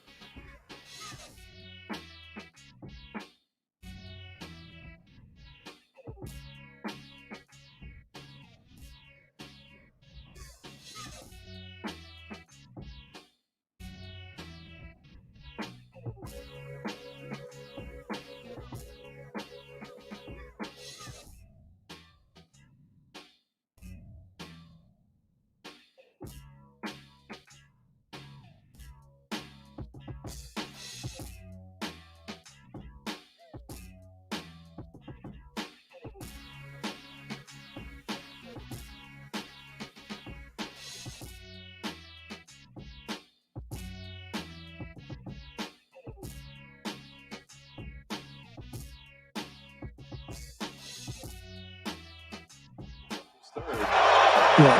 But a I good think he just got hit with a technical.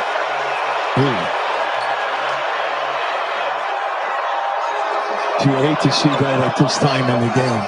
It's such a close game. Now, when you see this play here, watch as Pascal goes down there. There's the pump, and then naturally the left hand of Sabonis right on the waist of Pascal, and then push them out. You saw him throw the ball up, so picking up the technical, one-shot technical. Now the 2 free throws on the personal foul as Golden State up by 3. See, Pascal is feeling good about himself that he can score on Sabonis. That's about the 3rd or 4th time he's tried to take him off the dribble. Yeah, Yubi, no hesitation from him going in. No. You know, Pascal's only 6'6", you know. He's giving away 5 inches. You can play in the backup center, too, with the other 2 guys out. That's a lot of confidence by Steve Kerr. Yep. But Pascal, as we know, can really score. He scored every year since he's been in the league, any time that Steve Kerr calls his number. All rookie first team last year. Averaged 14 a game. And now once again playing some center with Wiseman fouling out. McDermott. Pass deflected. McConnell has it. Shot clock down to 7. McConnell looking for an opening. Falling away in the paint. Shot is short. Rebound Damian Lee and a whistle and a foul. And good Golden State.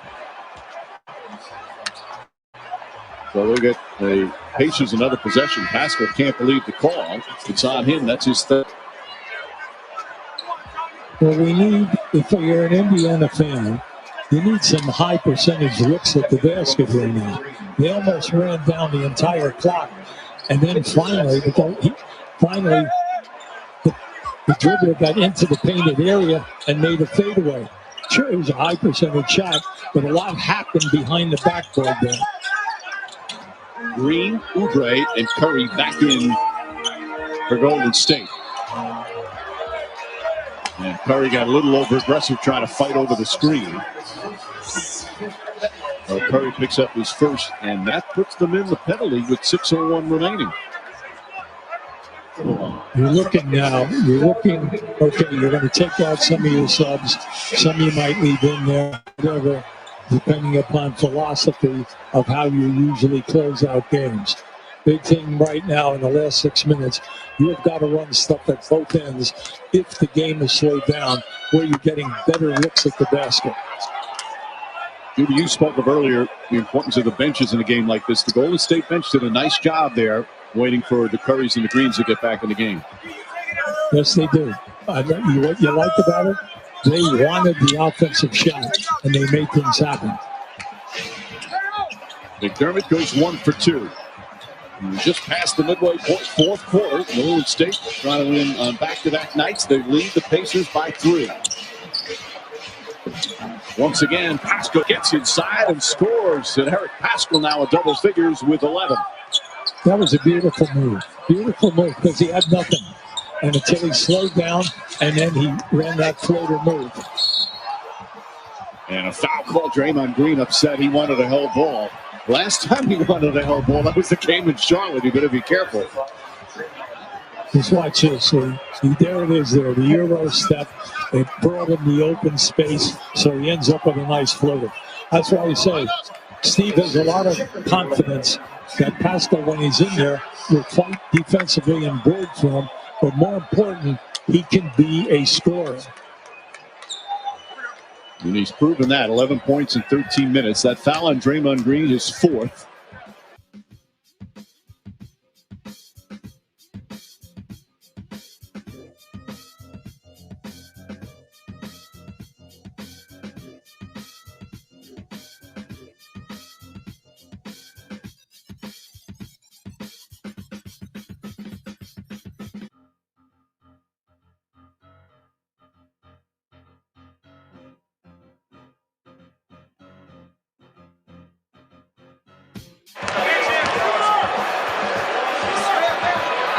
Goes on the side and lost out of bounds. Pascal couldn't quite haul it in.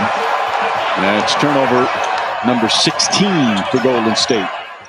And that's a ton for them. But Curry made a big mistake, and he knew it. He left his feet thinking that the man to his right was going to clear on that backdoor move. He did not clear.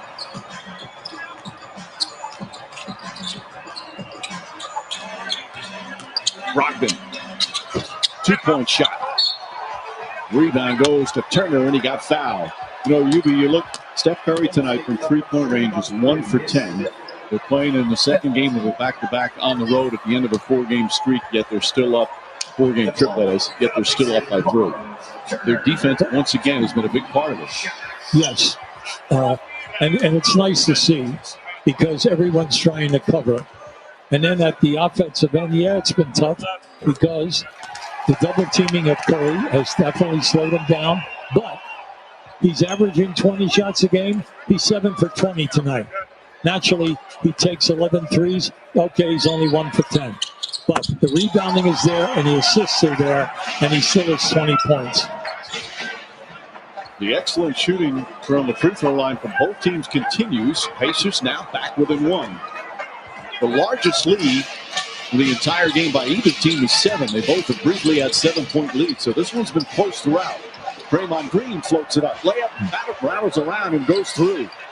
Great move by Green from the center of the floor. As soon as they double teamed Curry, he made his move and the pass was there. Turner fakes the 3. Back up Justin Holiday. Curry trying to hook it away and does. Dives on the floor. Nice. Loses it. Sabonis comes up with it. And a whistle and a timeout quickly called. Good defense there from Steph Curry. Still takes the ball. They'll have 7 to shoot when we come back in a 3-point game with just over 4.5 to play.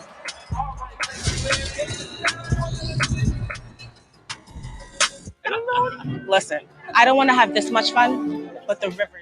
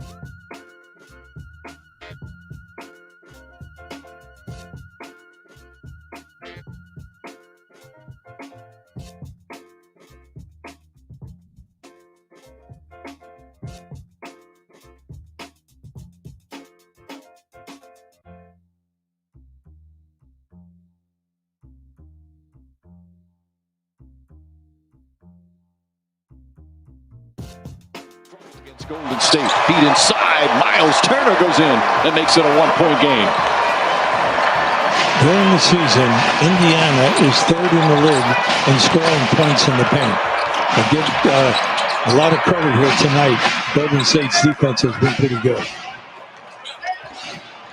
Haskell drives on Sabonis again, goes inside, double clutch, shot won't go, rebound Sabonis. That's his 14th board of the game. You love the effort, though. Vasco challenged him. He got in there. There was contact. Turner for three. And goes over the backboard. Indiana 6 of 25 from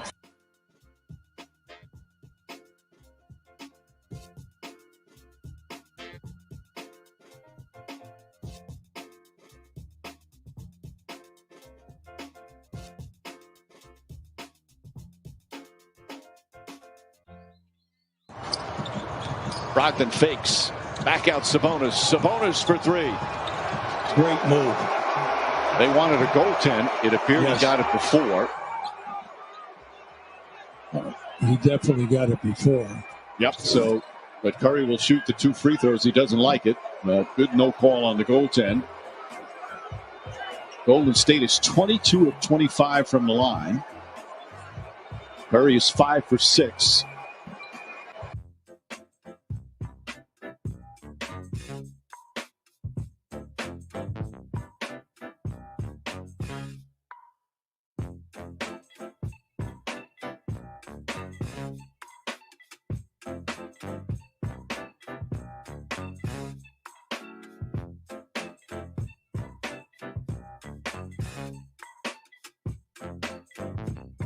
You cannot go up and hit. If it hit, that's goaltending or basket interference. But that was clean. Well, it's clean because you can. To your point, you can take it to the glass. You can't take it when it comes off the glass. Right. 2 free throws though for Curry to give them a 5-point lead. Pacers just had a couple of possessions to take the lead. Now down 5.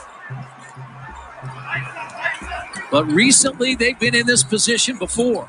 Home game against Chicago, road games Atlanta and Minnesota. Brogdon for 3. Long rebound. Sabonis tracks it down. How about that? Brogdon was trying to gather it, couldn't control it, and had to throw it back in after that offensive rebound. And Oubre gives him a 7-point lead. Yeah, that's timeout. Indiana had cut it to 1. 6 straight now by Golden State.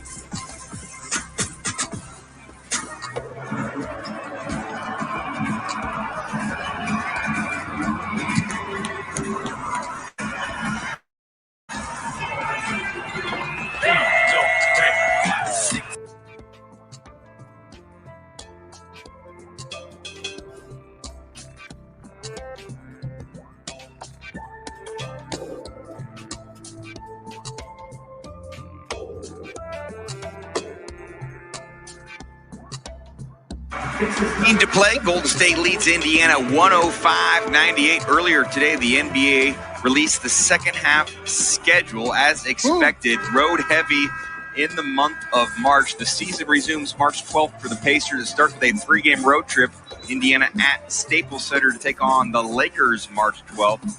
6 of the last 8 at home, but it will be, as I mentioned, a very challenging road-heavy month of March into early April. Guys, Nate Bjorkgren had a couple comments before the game, but nothing really big to share because he's all focused on this game as we are right now. Connecticut timeout, 105-98 Golden State. But what's odd, Quinn, is the Pacers have a better record on the road than they do here at Bankers Life Fieldhouse. 8-5 on the road, 7-9 here at home. They've won 3 straight away from Indianapolis. They're trying to snap a 3-game home court losing streak tonight. Yeah, and also, Chris, the statistics of what they are, it also depends on who you played in that time. And so as much as is a bit of a problem the way it looks now, it can come back to you as well. They switch everything, and they're playing small. Sabonis out of a double team. They call it for traveling. They came and double teamed him, and he had nowhere to go, and they called him for traveling. Pacers' 18th turnover. Golden State has scored 21 points off those. You can see that advantage, an 11-point advantage in points off turnovers for the Warriors.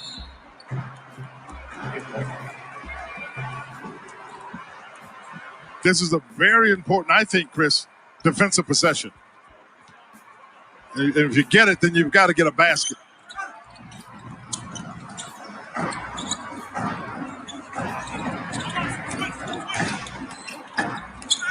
Great. Oh, Nearly stolen. No. Thank you.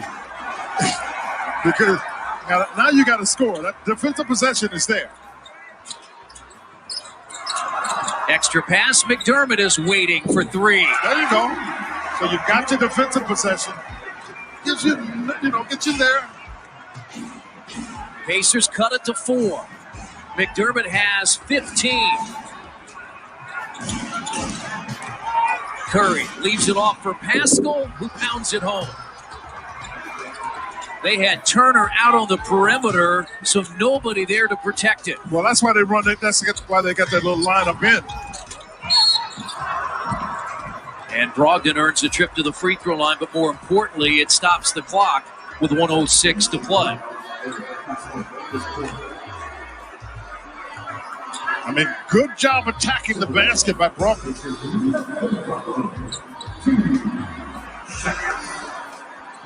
2 of 2 tonight. The Pacers 24 of 30.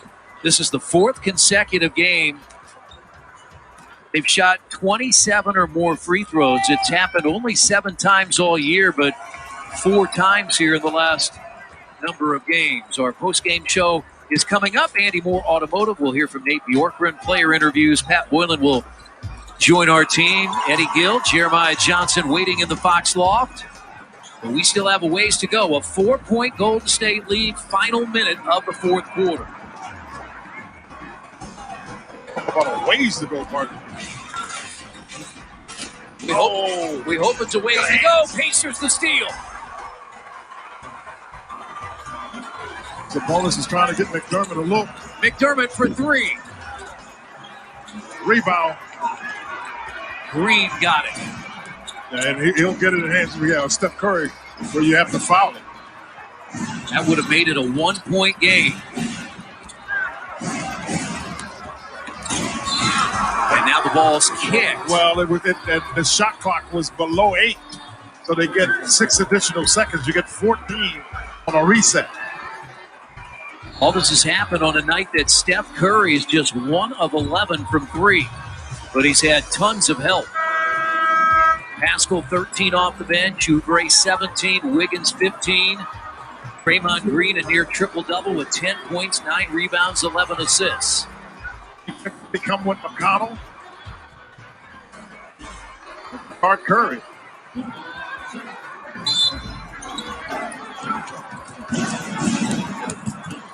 One of the best free throw shooters of all time. Got it to Green, and they foul him.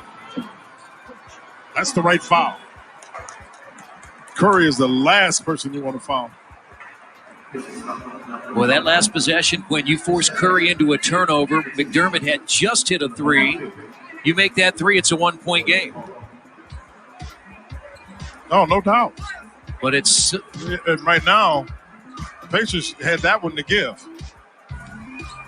So they don't get foul shots. Golden State doesn't get foul shots. That's an offensive foul. It's on Curry. He popped McConnell in the nose. I think they're going to challenge this. They're going to challenge this. He gets the ball, and McConnell was running. Offensive foul. They're going to challenge him. The ball's challenged by Golden State. Ooh. I like the Pacers' chances on this one. I do too. Steve Kerr with the coach's challenge. 19 and 9/10 to play. 107-103 Warriors. Call on the floor is Pacers ball. We'll check in next.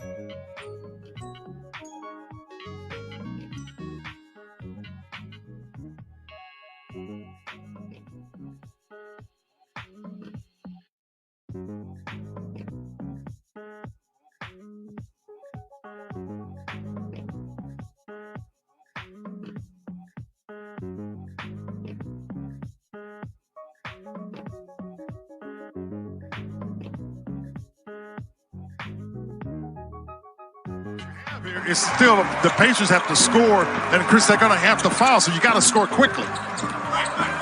14 seconds. Brogdon's going to go up, under, get it with 11 and 6/10. They get it to Curry. Right, and you got to. That's what I was saying. That's why you want to score quickly, because they're going to give it to Curry, and he's one of the best shooters. But that's the way you've got to attack that 19 seconds. Brogdon and Sabonis each have 22. And now you put Curry on the line. 7 of 8 tonight, 22 points, 8 rebounds, 8 assists. Just a 7 of 21 shooting night and 1 of 11 from 3. You need him to miss one. And this is the big one because it's a 3-point lead. Big one because it makes it a 2-possession game. 10 and 1/10. Pacers have 1 timeout remaining.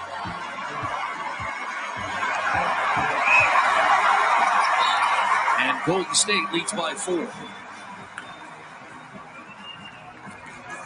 Curry has 24, and the Warriors lead it by 4.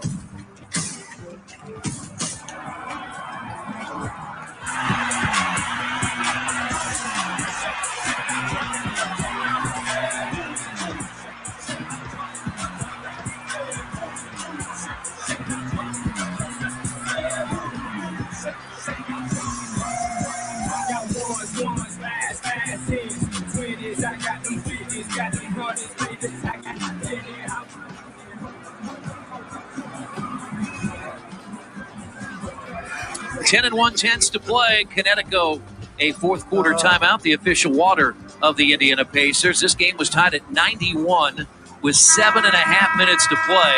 Brad Wanamaker scored, and the Warriors have not trailed since leading 93-91. Golden State trying to end this 4-game Eastern Conference road trip with a 2-2 record. They won last night at Madison Square Garden. That's where the Pacers will be on Saturday night. On Friday night, they are going to play a Boston team that has now dropped 2 games under 500 as they were beaten tonight in Atlanta. Hammered. They were hammered, partner. They were. I'm not sure I like that. No, I never liked that. In fact, I like Golden State winning last night, but they're trying to back it up with a win tonight here in Indianapolis. They switched it. They were trying. Oh. Good. They got to Green, so he couldn't get it over to Curry. But in all of the melee, if you will, on screening action early, Sabonis and Curry kind of got caught in each other.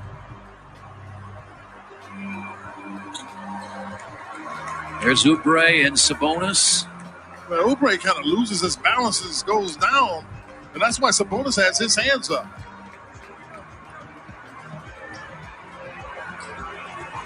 And so Indiana turns it over, and that about does it with 7 seconds to play.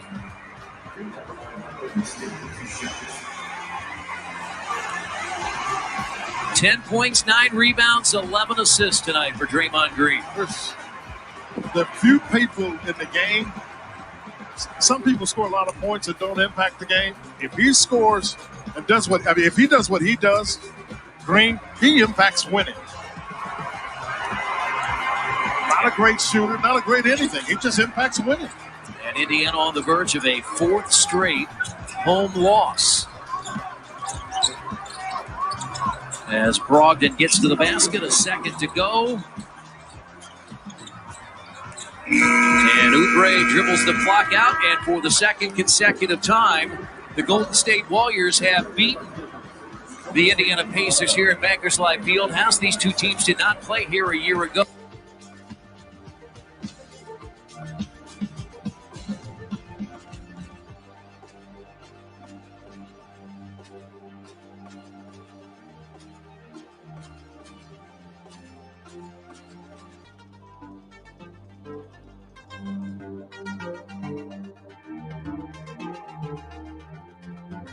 Which was an NBA record. Mike Trudell I know you want to talk about Utah, but first let's talk about the Lakers. Why the change? What's behind this?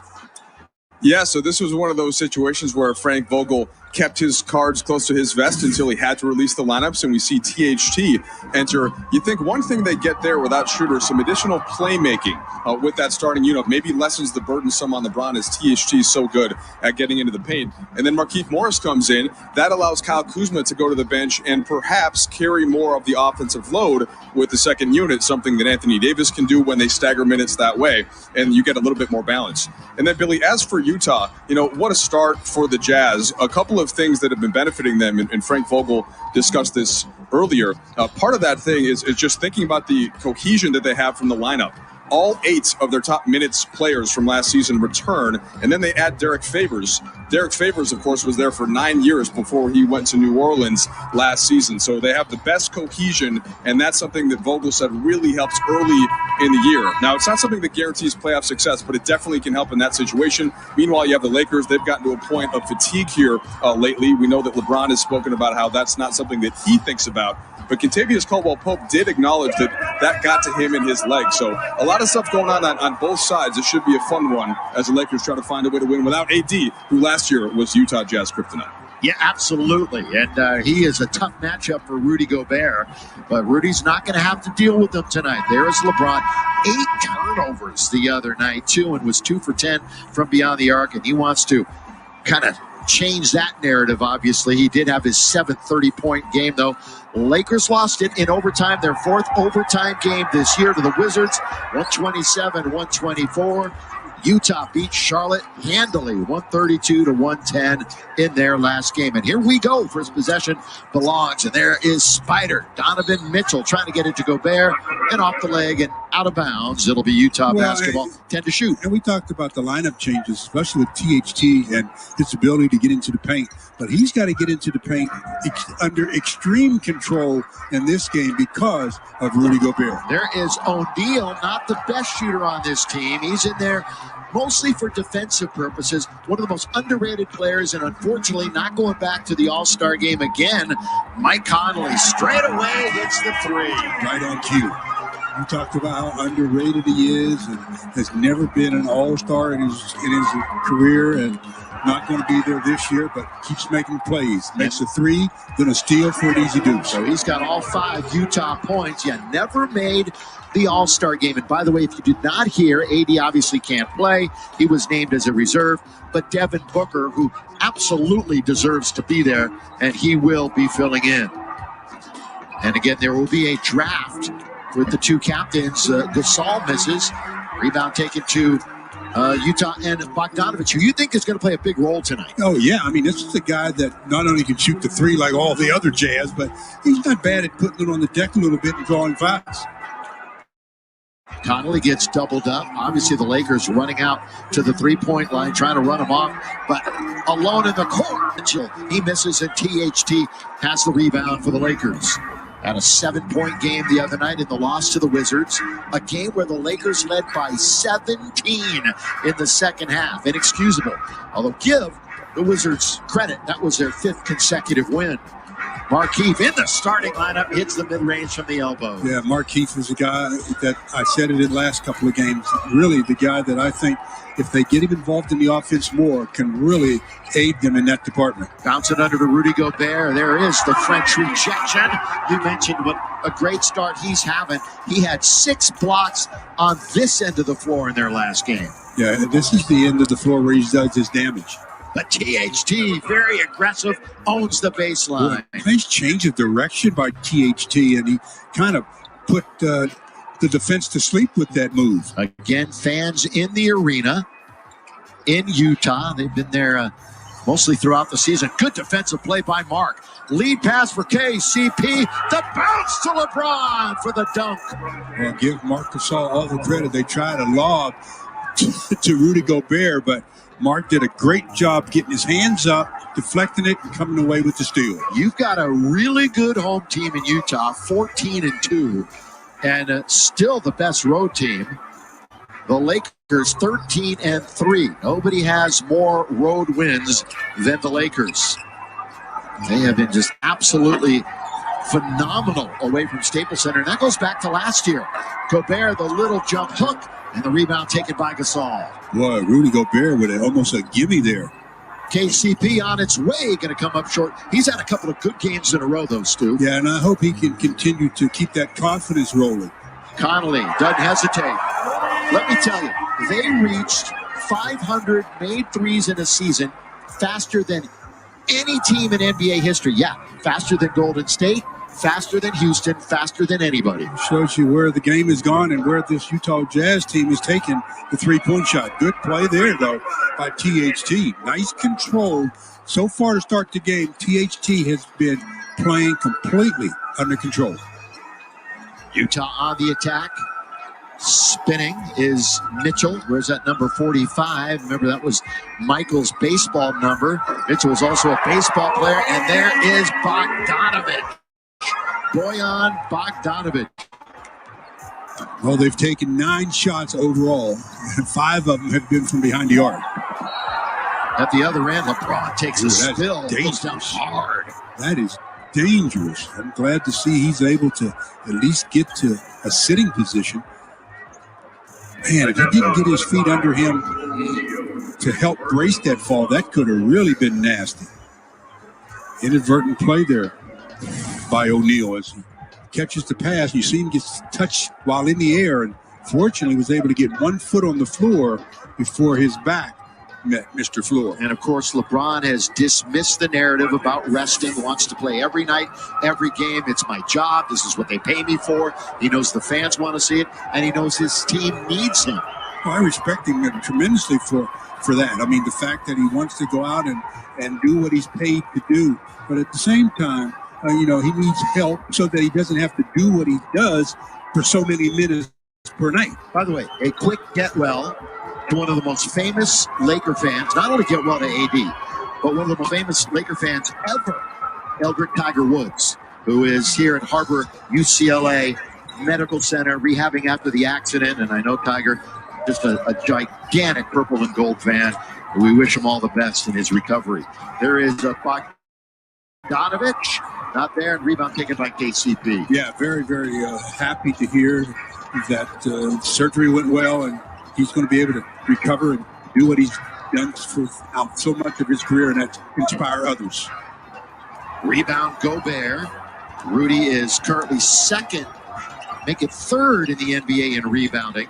Second in blocks. Oh, and Conley can't get the handle, and out of bounds. A turnover by Utah. Conley was either moving with the basketball or getting ready to shoot it before he had control of it, and that's where the turnover occurred. Mike Conley, of course, he and Marc Gasol played together for so many years, both legends, icons in the Memphis area when they played for the Grizz, and here they are on opposite sides. Speaking of Mark, he's in the lane. He backs up on Rudy Gobert, in and out. No, good offensive rebound and work. They collapse on Markieff, but he scores anyway. Well, Markieff did a great job of not only getting the offensive rebound, but there were 2.5 players there that he had to get that shot over. He did a great job. That's the kind of a he possesses. He can score in the post, off the dribble, and the long ball. And he's got the timeout by the Jazz. And the Lakers and the Jazz, so far, it's good. 13-all.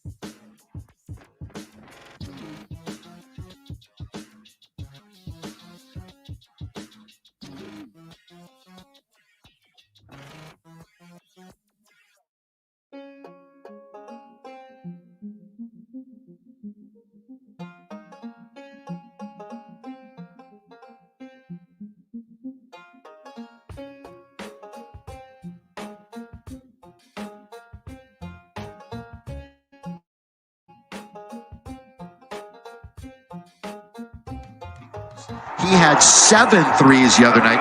In fact, he and George Niang each had 7 in that game. That's just ridiculous. Isn't it? For Ingles, that tied a career high. He's had 7 threes 3 separate times this year. His long Ironman streak finally came to an end. It was well over 300.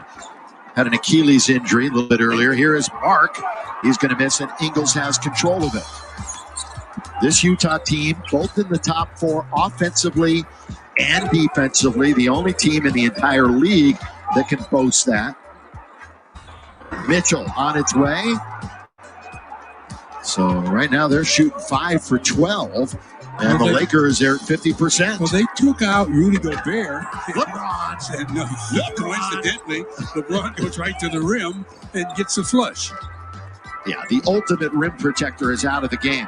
Derek Favors played 9 years here, took a year and went to New Orleans, and he's back for another tour of duty. Remember, he won a game with a slam dunk in this building against the Lakers a couple of years ago, right at the buzzer. To Derek Favors. LeBron gets doubled up. Marc Gasol goes to the dribble. Mark goes into the paint. Mark goes over Favors and scores. See, Mark didn't try that against Gobert. Smart tried to take Gobert out near the three-point line. Now with a smaller defender, he puts his big body on Favors and scores easily. Favors has come off the bench in all of the games this year that he's played. Bogdanovich rains it down from downtown. That screen that time, Mark was a little late in going out and taking the 3 away and forcing Bogdanovich to go to help. Got a timeout on the floor, and the Lakers sitting pretty with LeBron getting to the rack. When he gets there, he knows how to finish. It's the Lakers 5-1.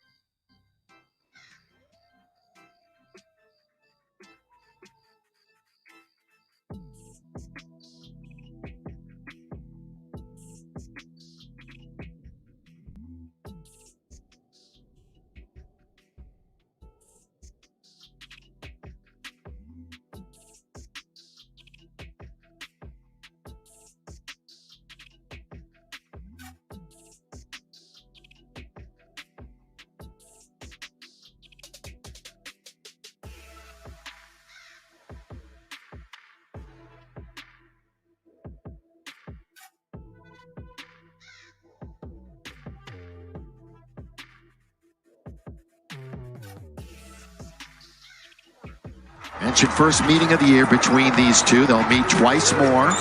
A little mini-series mid-April at Staples Center. O'Neal, they have great ball movement. They like calling it getting it in the blender and just mixing it. And they really like to turn your head defensively.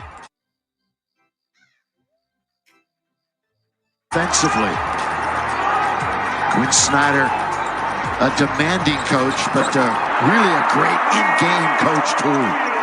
As O'Neal hits it from the outside. Look, everybody's going to shoot from the outside tonight. Yeah. I mean, you in the entire league in three-point attempts. And they make the most. They make nearly 17 a game. Another look at with our calls, Cam, of them swinging the ball to the open man, and O'Neal knocks down his first from that distance. Yeah, in fact, 45% of all of their points come from the three. And they lead the Lakers by 2. Mitchell. On All-Star, we got a collision. We're going to get a foul on Ingles. That's Wesley Matthews doing a pretty good job defensively, forcing Joe Ingles into the offensive foul. Ingles, the old man of the Utah Jazz, 33 years of age. Yeah, look at Wesley. Matthews scoreless on Monday after 10 points Saturday against Miami. Of course, he started 3 in a row before coming off the bench tonight in Schroeder's absence. Montrez, what a game he had the other night, Stu. Oh, yeah, 26 points in 23 minutes. The guy just plays with such a ferocity that it's just really nice to see. And hopefully the rest of the team picks up on his lead. It was his 5th 20-point game of the year. Favors nearly lost it, but then laid it in. How did he get that one? I thought Caruso, who was in that mix, was going to come up with that loose ball. It'll be interesting to see how Kyle Kuzma plays tonight, because the numbers say he plays better when he starts, not coming off the bench. Yeah, but they need a little bit of what he can bring, though, offensively off the bench. But they need somebody that can create opportunities for him with this second unit. Mitchell all the way, just off the rim. Jordan Clarkson, JC's in the game, the former Laker, 3.5 years, purple and gold, and he's the best bench scorer in the NBA. Mitchell lets it fly. Good defense by Caruso. You talked about Jordan Clarkson. He's the leading candidate right now for Sixth Man of the Year. Yeah, he's just playing lights out.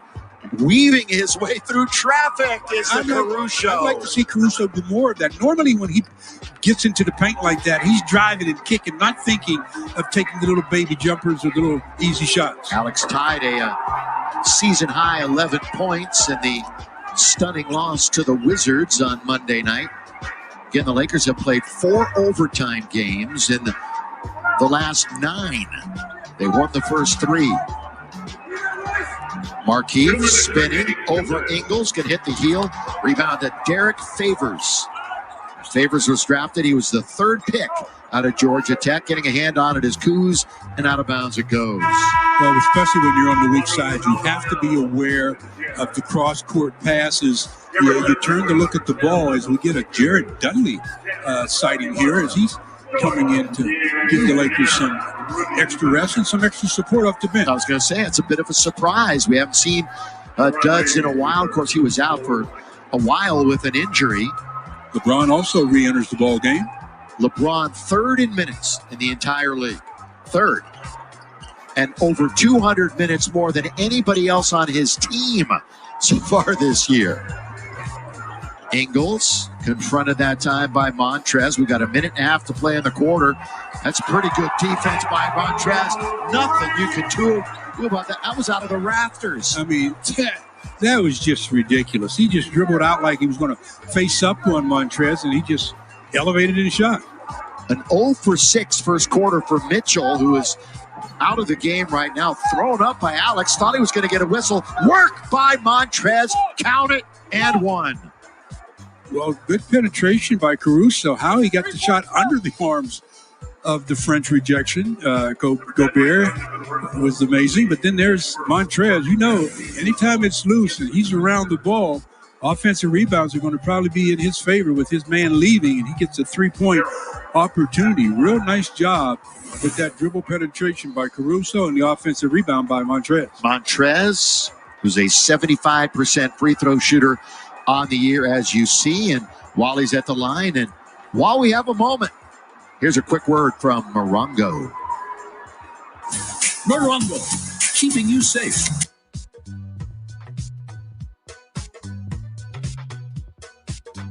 They can't capitalize. So Gobert gobbles it up. That's his second board of the night.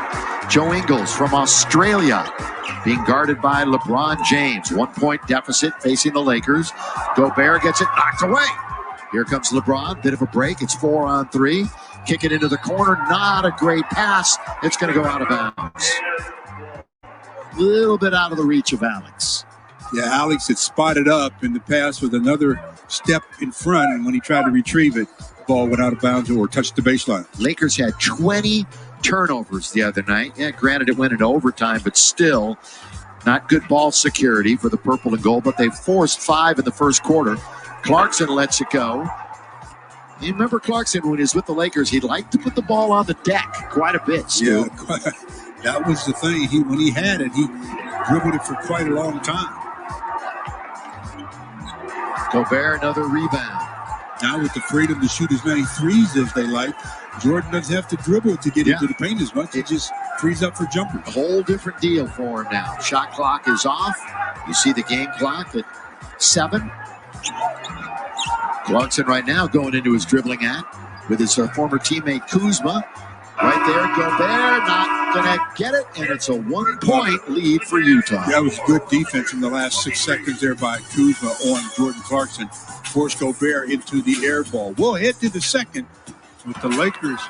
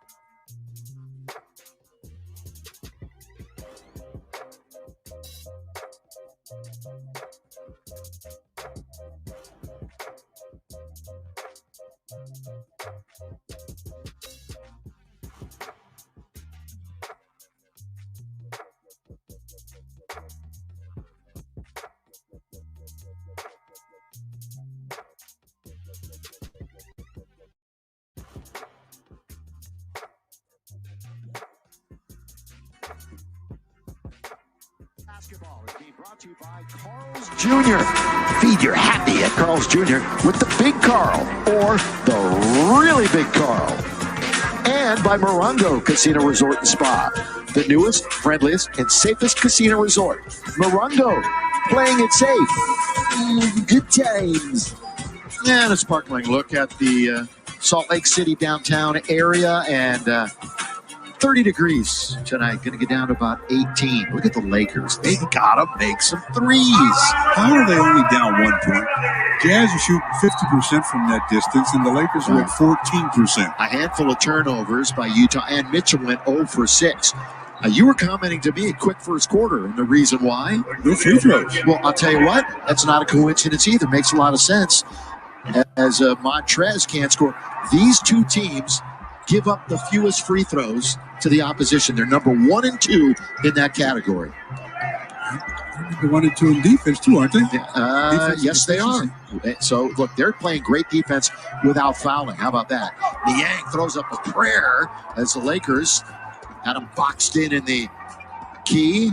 Open corner, THT knocking in it. So once again, now the Lakers are 1 for 8. The floater by Clarkson. That was not an easy shot. Good shot by Jordan Clarkson. He had 5 threes the other night. They scored 40 in the fourth quarter to win running away.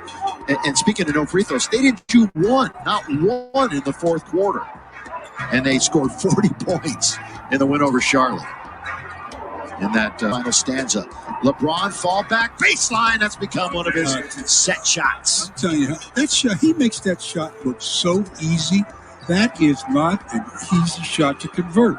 He'll be the captain for one of the teams on draft night, March the 4th, for the All-Star game in Atlanta. The game is March the 7th. Gobert high post.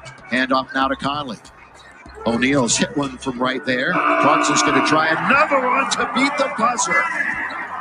Clarkson's got a 3 downtown. Checks in, 5 minutes on the floor, and he's already got 5 points. His season high is 40, Stu. His career high is 42. Yeah, when he got 42, was he coming in off the bench? He's only started, in the last couple of years, just 2 games. He's always coming off the bench. O'Neal. Well, O'Neal got a steal and a 3-point basket. He's having a career year. And the biggest lead of the game, 32-25. And look at that discrepancy. 8-1 in made threes. THT underneath, travel. That's the Rudy Gobert effect. You get into the paint and pick up your dribble, and then you start trying to figure out what to do with it. If you're going to get in there, you have to keep your dribble alive or else try to finish right away. That's what a 7'1 frame, a 7'9 wingspan, and a 9'7 standing reach will do for you.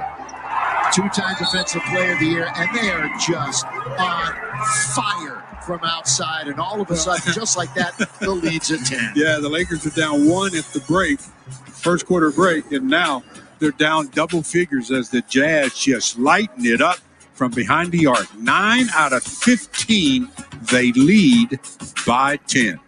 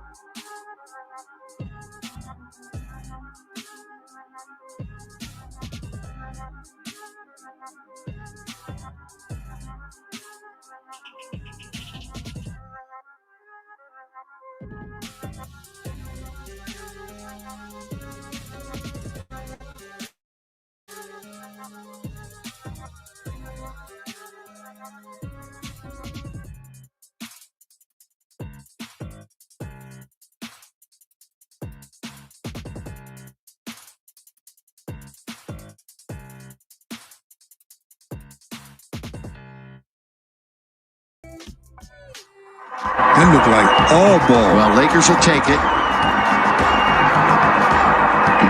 Let's take a look and see if it the body or did he hit the wrist or I didn't see any body. Or was it on Favors? Maybe it was Favors. I hope it was Favors. That's Surely what it is. It's been on done Favors. this. You can only see so much once again on my gorgeous 15-inch monitor right here. I second that We'll motion. watch the game. 64% from the field, one of the tops in the league. So the foul is on Favors, which makes a lot of sense. It was a good play by Mitchell. 41-32 is Montrez as the Lakers now back to single digits. Again, Mitchell has not scored, 0 for 6. Bogdanovich, double teamed by the Lakers.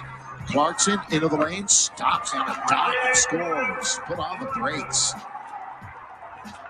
He's playing so well this year for the Jazz. A lot of it's because he's fit in well with their system that they run, and also he's just learning how to conserve energy, not always be playing OC. Yeah, since he was traded, you asked about starting. Since traded, remember he was in Cleveland, he's only started 2 games. Caruso, the turn, the miss, and the rebound by Mitchell. Utah? This has all been done with Mitchell not scoring. At all. And Favors throws it down right at the rim. Points in the paint. 16 right now for the Lakers, 12 for Utah. The Lakers, on a nightly basis, hold a +8 advantage in that statistical category. Montrez, here he goes to the dribble, leans in, can't score. And Favors gets the rebound. They'll quickly bring it into the other end. Again, they have made 11 threes, looking for an even dirty dozen. They are just flat shooting the lights out from behind the arc. They had 28 made in their last game. Well, there's still a lifetime left in the first half, and they're sitting on 12. 12 out of 20. They lead by 16.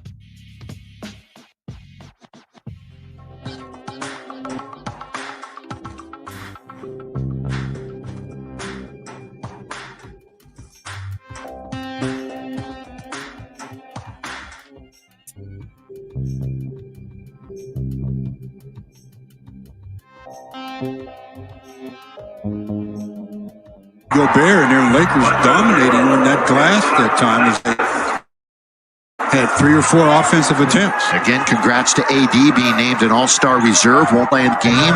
Out for at least another 3 weeks. This is his 5th straight he has missed. That's on the floor, on the ground. Foul on KCP. No shot. Got 4:51 remaining here in the quarter. KCP trying to lobby the official into saying that they were holding his arm. And again, officials, I don't remember the last time they said to a player, you know what, I think you're right. Let's change that call. Mitchell still scoreless. Ingles down the middle, little bounce pass, and a foul. Going to the basket was Derek Favors. This is going to be one of those game of two halves for Donovan Mitchell. In the first half, I don't think now with the lead being the way it is, 14 with 2 free throws coming, and he's yet to scratch. I don't think he's really looking to score much.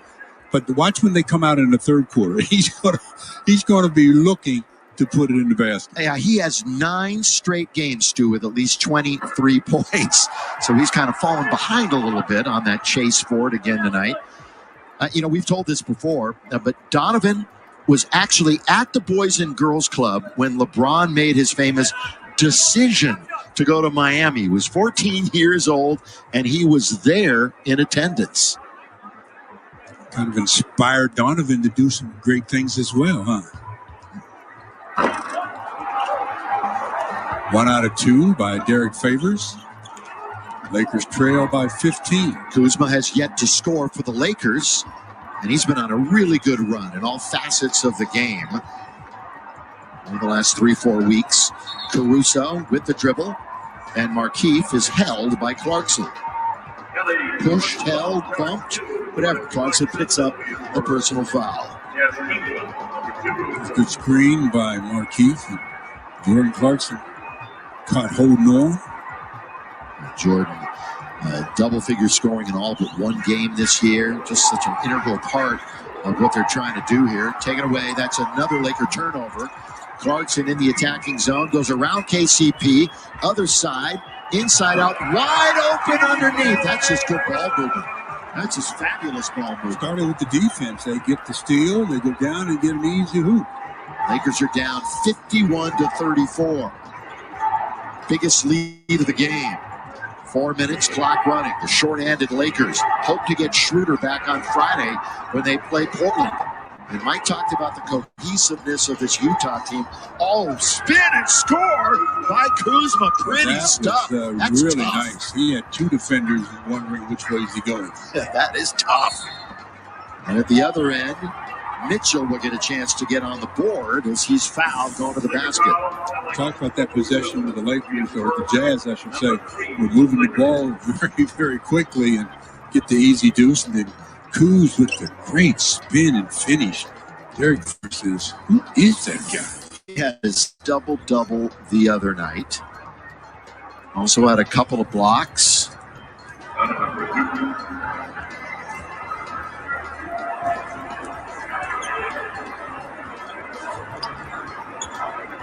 And get your game day essentials straight to your inbox with our pregame email. Before every game, you'll get key info like where to watch, projected starters, matchup storylines, and more. Sign up on Lakers.com/emails. Well, both LeBron and then Rudy Gobert re-enter the game with 3:43 to play in the first half. Donovan Mitchell missed the first of 2, looking to scratch for the first time. Does have 4 rebounds and 3 dimes. The 24-year-old signed a 5-year extension in November, and he's finally on the board. He averages 24.5 points per game. That puts him in the top 20 in the NBA. Let's see if the Lakers can finish strong here in this second quarter. Get back into this game. Yeah, cut off about 4 or 5 points to this lead. And that's a good bounce, and KCP finishes. Nice feed by Gasol. Real nice bounce pass. Had Rudy Gobert at the top of the circle, and he couldn't recover to get to block the shot. So a good way to start. They're going to get into this lead. Bogdanovich, short rebound. Kuzma, you know what a great rebounder he has become. Of course, he went to college right down the street for 3 years, where he graduated early. Spinning Donovan Mitchell. Good defense by Gasol. Rebound right back into the hands of Mitchell. They got a fresh 14. Wide open. Bogdanovich makes no mistake. Well, he's been a three-point shooter ever since he got into this league, so it's nothing new for him to be knocking down threes here with the Jazz. You might recall he did not play in the bubble or the playoffs due to a wrist injury that he incurred last May. And the Lakers come right back with the big fella. Yeah, Marc Gasol strikes from three-point land. Now the Lakers are now 3 out of 11 from that distance versus 13 out of 22 for the Jazz. How about this? The last 3 games coming in, Mark, all but one shot have been from beyond the arc. Gobert! That's going the other way. Wipe it out. Yeah. Had the ball deep and inadvertently turned and used his arm to get rid of Markieff. Look, watch this. Oh, he didn't see the foul there as he used that arm to free himself. Donovan Mitchell with the look of surprise. Well, Gobert only 2 points, but he does have 6 rebounds to lead everybody in the game. Orchestrating, surveying LeBron right back to Mark. Is he at it again? Got it. So in rhythm, Gasol hits. That's his second 3 tonight and his second in as many possessions. And that's the way to free up and get Rudy Gobert out of position to block shots. Put him in pick and rolls. All right, so down 55-44 now. Mitchell for 3. Mitchell hits. That's their 14th tonight. One pace to break their record. Yeah, remember they had 28, so they're halfway there. That's their franchise record, and they had it in their last game. They were down by 11 in the third quarter, and just one going away. Here's Gasol right back out. Quick ball movement. Kuzma, yes, sir! So Kuz has got a triple. Kuz didn't hesitate on that one. Boy, knocks down his first from behind the arc. Minute 20 remaining. He's sending it to the studio with Geeter and company momentarily. Here's Rudy Gobert, well above the rim for that easy alley-oop. Yeah, pick and roll, and he was being defended by KCP, giving up quite a bit of height, and he just threw it up near the rim where Rudy finished easily. This Utah offense, third most points per game in the league, going up against still the number 1 rated defense. You mentioned it, Stu. The Lakers, 60-47, but they're missing a couple of really big parts, obviously, in AD and Dennis Schroeder. Oh, enormous parts. Enormous. Well, everybody knows what AD brings to the table, but I don't know if they appreciate what Schroeder has been bringing, both as a guy that runs pick and roll offensively and also a guy that just really gets after you full court defensively. Now, there's a foul on a former defensive player of the year in the NBA, Marc Gasol. Gobert's won that award twice. Said it was an illegal screen, and I don't know what the illegal screen was. A little hip check, perhaps. Yeah, maybe the right leg moved a bit, maybe. Yeah, now it's Utah basketball in the attacking 47. Gobert on top. Where's number 27? That's where he was drafted. That's why he picked that number. And the garbage goes right to him, and he scores, and the foul.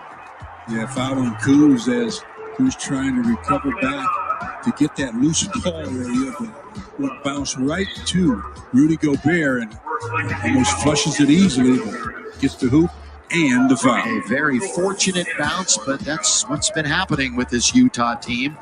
Best record in the league, 3 games up in the Western Conference. You know, they just had a 9-game winning streak snap. They had an 11-game winning streak earlier this year. And everybody asking, are they legit title contenders? Certainly they have aspirations to be just that. So he's the 3rd worst free throw percentage in the league this year at 59. Wow. That looked pretty good, didn't it? Looked like a decent stroke. 63-47. A lot of work to do. And the problem is Utah's one of the best second-half defensive teams this year in the league. One of the best at making adjustments. KCP can't hit. Kuzma trying to track it down. The hustle play in the corner. It's going to belong to the Lakers. Because of the effort by Kuz, it forced the Jazz to step on the baseline and then give the Lakers another shot to end the quarter. Kuz tonight, 5 points, 12 minutes. Lakers looking for their 23rd win of the year. And there's number 23 getting control of it. Shot clock is off. Lakers down by 16. LeBron into the lane, into the corner. Kuzma back out to THT with 3, with 2. A long 2. And that's the way we end the first half. First half, all in favor. After, I shouldn't say first half. Second quarter, all in favor of the Jazz as they only led by one after the first. But the three-point shot has vaulted them into a big lead at the half. They've made 14 threes, shooting 61%. Time now to check in with the Access Sportsnet studio. It is the Jack in the Box halftime report.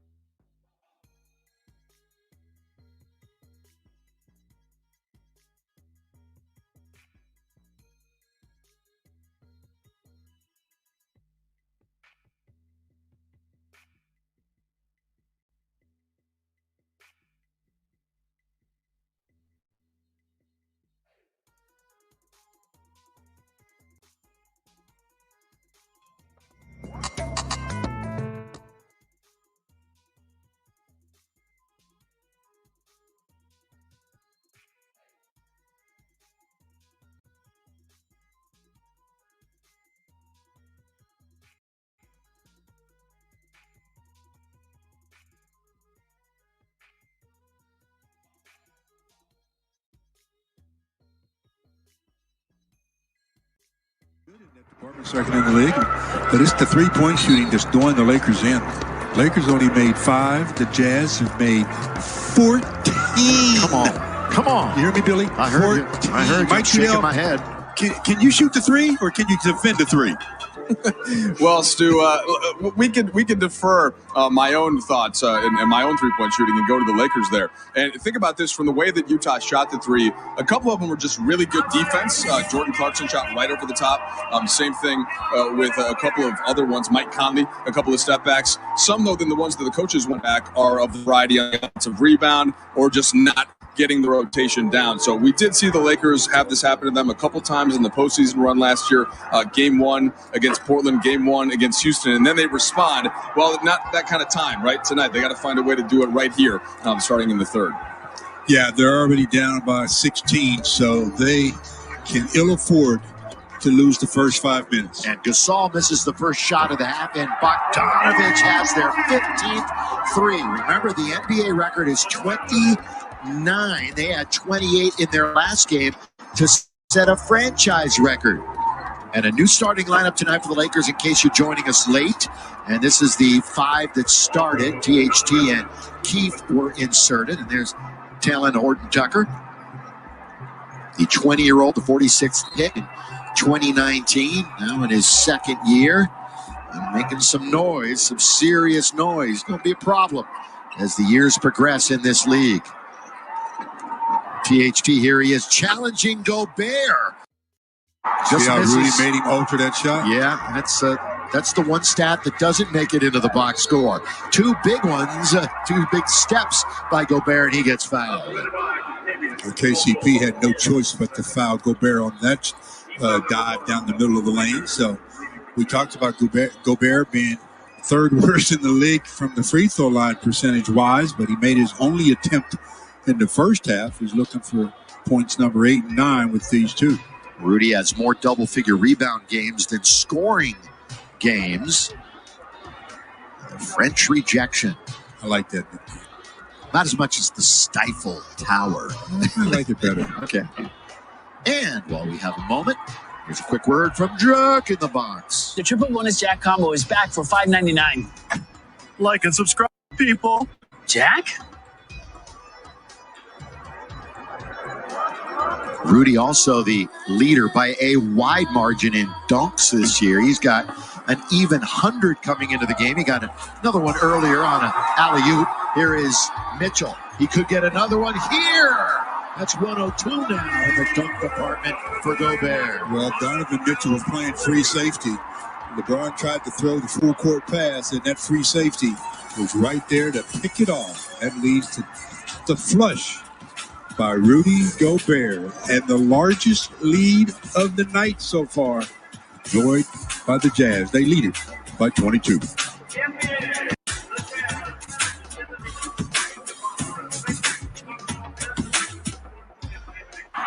fourth quarter.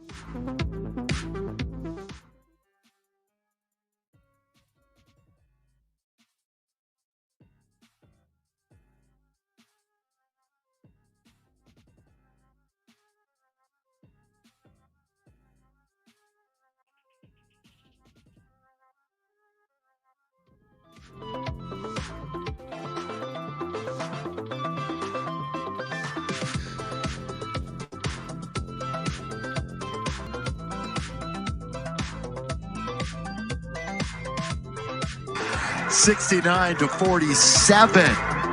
Not good. Utah flexing their muscles. Taco Bell take. Well, most seasons leading your team in points, rebounds, and assists. LeBron 6 times. And you know what? He, Giannis, and the Joker are all doing it again this year. But let's give some love to, as you said, Stu, during the break, the originator of Hang Time, the great Elgin. Elgin Baylor, boy. What a talent, what a talent. And as you mentioned, all 3 of the top 3 guys are looking to add one more to their list. Add it again. By the way, Gallinari tonight around the league had 10 threes in the game. Atlanta v. Boston. 10 for the Rooster. Again, I mentioned this is the nightcap of 9 games in the league. So many have been postponed. Only 1 game was postponed for Utah in the first half back on January the 13th against Washington. They'll be making up. Lob again, and one more time. Too easy to Gobert. Yeah, once he's involved in the pick and roll offensively and the center has to step out, it's that other player who's guarding Gobert doesn't really get into him and make him change his direction. They're going to have that lob all night long. THT straightaway 3, short. Tap by Markieff, out to Mark. Thought about it for an instant. Caldwell Pope going to drive to the basket all the way, and he's going to shoot 2. So being aggressive, KCP. There's the screen. Mark steps out, and then KCP doesn't get back in time and just throw it up anywhere near the cylinder to Gobert. And Caldwell Pope will go to the line. KCP's 21 on Monday were his most since he had that season high 23 at Milwaukee on the 21st of January. Hey, I know there are fans in the stands here, and we want to see you at Staples Center. So the sooner we can stop COVID-19, the sooner you can get back. Do your part. Stay home as much as you can. Wear a mask. This is coming from the Lakers, man. They want you to do your part. For more information, visit Lakers.com/mask. KCP 1 out of 2, and that frees up Conley for his 5th. He finally misses. He was 4 for 4. Yeah, perfect from behind the arc. Perfect from downtown. LeBron spinning, scoring, and 1 for the King. Well, did he put pressure on the defense with that push up the court? O'Neal was there, but then LeBron knows he's going to try to take position. I'll just do my spin, get the whistle, get the layup, and 1. That long streak in double digits in a game has continued again tonight. He's looking for point number 13, does not get it, and Mitchell slides in there to get the rebound. LeBron 12 points, 4 rebounds, 3 assists. Lakers shooting just over 40%, nearly 58% for the Utah Jazz. And they're trying to Gobert again. Lakers were over there doubling up for a moment. Now it's 1-on-1. Here's the spin and the block. So Gasol got back nicely. Yeah, he got beat on the spin, but he recovered and got a piece of the shot, and without fouling also. And these two teams foul the fewest of anybody in the league. Who's that play again? Yeah, well, good spin, but as he brings it up to try to flush it, Marc Gasol did a good job of reaching in and knocking it free, and then the Jazz get a technical foul, and LeBron's there to try to convert that and does. So the Lakers missing 2 of their top players, without question, AD and Schroeder. Where do you think, Stu, the fatigue factor perhaps comes in?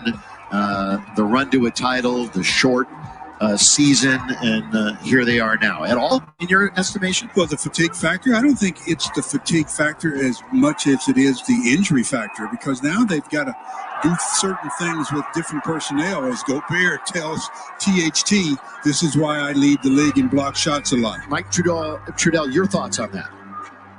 Yeah, well, it's one of those things where it depends who you ask at this point, as Conley misses this time. So LeBron, we know, does not acknowledge that, right? You have some of the guys that are new this year. THT, right? He's not tired. Marc Gasol, new to the team. But guys like KCP and some of the other players that played throughout the stretch. KCP said before the game that he is feeling it, and it's been in his legs. And you've kind of seen that in transition with KCP from 3, where he hasn't really been in rhythm before last game. So it affects guys differently, but there are a few guys that are definitely looking for that all-star break coming soon. Yeah, I'm sure everybody's looking for that All-Star break. Every player in the league is quite excited about getting some time off. Yeah, and the players who are playing in the league, they say they're honored to be selected, but they're not 100% into wanting to be there and actually play in the game itself. I'm sure it will be entertaining. Bogdanovich, Mitchell, corner. Mitchell cannot hit, and it falls right into the waiting arms and hands of Marc Gasol. If you'd have told me with 7.5 minutes to go in the third, Donovan Mitchell would be 1 for 9 from the field, where would the Lakers be? I'd say they'd be pretty close to in the lead. And they are down but they're not. by 20. Mitchell, again, that string of 23 plus on the line, and he's not going to get that one to go. And you can see his exasperation. Just can't believe it's just not going his way. But again, everybody picking themselves up. This is a very deep Utah team, and we were interested to see them. For the last month or so, we've been kind of circling this game just to get the eye test on Utah, and they passed it so far. Yeah, they're a good-looking basketball team, no question about it. And the way they move the ball offensively, and then they've got that anchor on the defensive end where they can really crowd and run you off of a lot of threes, knowing that you're really reluctant to take it all the way to the rim with Gobert in there. Caruso and Kuzma come in. You know, you look at the past few years, past 3 or 4 years, Utah has always started slow, it seems, notoriously slow starters. And then they have this great run right in the middle of the season that they can't sustain. Difference this year is that run is just ridiculous right now, 21 out of 23. But this is not uncommon for this team under Quinn Snyder. Well, 2 free throws by Donovan Mitchell. He runs his point total up to 6. Lead is 18. Biggest lead of the game was 24. Make a 22-point lead, excuse me. 75-53. Get that abacus out. Here is KCP from the outside. Can be taken now by Conley. Again, will not be at the All-Star game. Although he's having such a solid year as a leader. Here's a lob under to Gobert, and yet you see why he's the leader in dunks in the NBA. He's got another one. And the other thing is when you're trailing on that pick and roll where he rolls to the basket, the guy guarding that time, Mike Conley, you have to use your hands. You have to keep your hands up so that it makes that pass, that lob pass to Gobert, a little bit more difficult. Now the dive that time by Caruso. He gets the bounce from LeBron, gets fouled, and he'll shoot a couple of free throws. Get another look at that. Watch Lil Rudy set the screen and then say, yeah, just throw it up there. I'm ready for it. And ready for it he is as he just flushes it easily. And again, the Lakers' rim protection has not been good this year. When you look at the numbers as far as inside the restricted area. Well, they're a completely different team regarding protecting the rim this year than they were last season. They're reshaping the roster after the 17th title last year.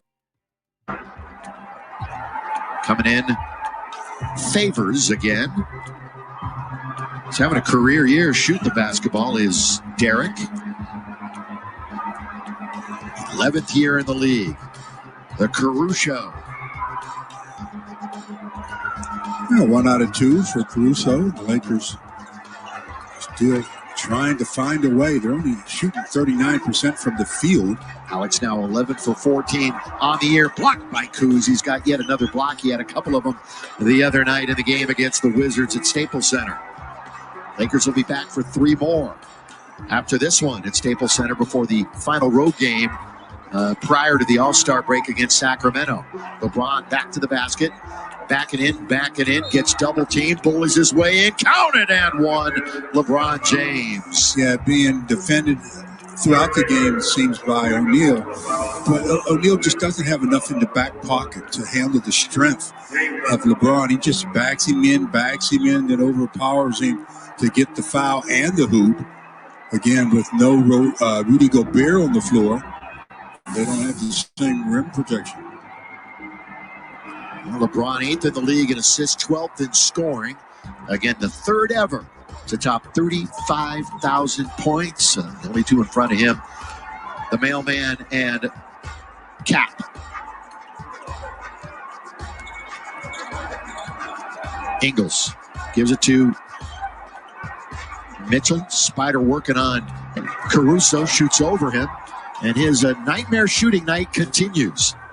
1 for 11. But if you're Donovan Mitchell, this is the night you want to have your nightmare shooting night, because the rest of your team is getting the job done and none of the weight falls on you. Yeah, completely picking him up.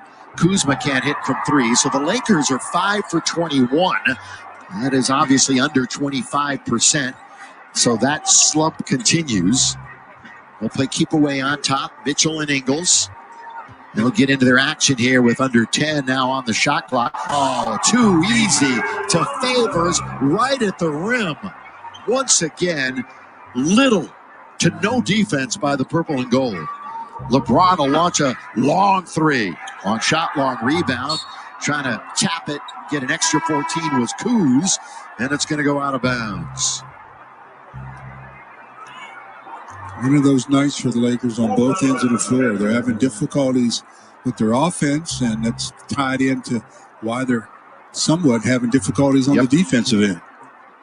You know, we see Utah, and you can't help but remember that night in 2016, April the 13th, Kobe's farewell game. We think about Kobe every night, especially tonight, an anniversary, of course, of the memorial, the celebration of his life and everyone else's. Here is Mitchell throwing it down.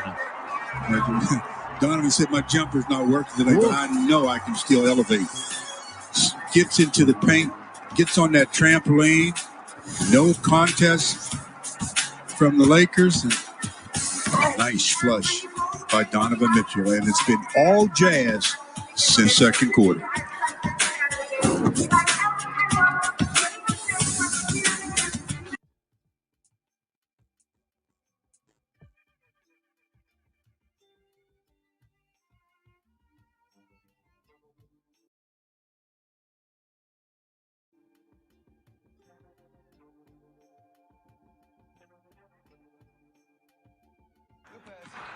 Good shot. Oh! See something? Say something. Oh, you suck, Stephen. One more.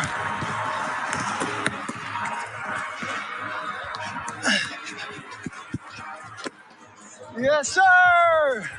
We're good. Come on. Hey, Mike. Hey. By yourself. Yes, sir. Carol, where you at? Good take. I'm here. By yourself. Let's try to get 3 stops right here. Hey, let's get 3 stops. Keep attacking. We're going to be all right. Getting good shots, finding the right matchups. Just go with it. Come on. Might as well. We're good. Come on.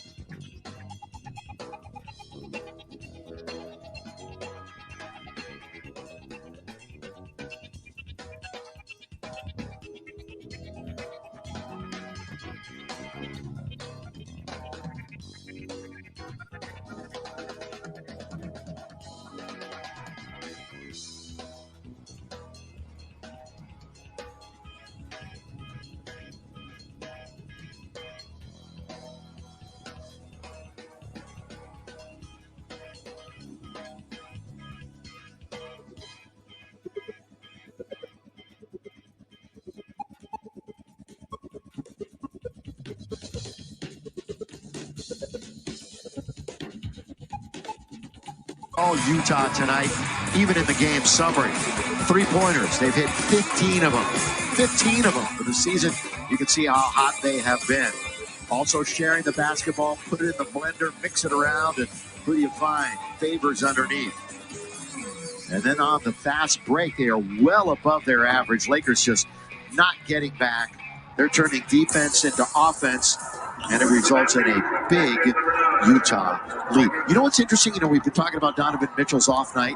He could still get a triple-double tonight, despite his shooting woes. He has 8 points, 8 rebounds, and 7 assists for Donovan Mitchell. Yeah, it's going to be one of those triple-doubles if he does get it. He's going to say, ugh, but I'll take it. Yeah, an off night triple-double, if you will.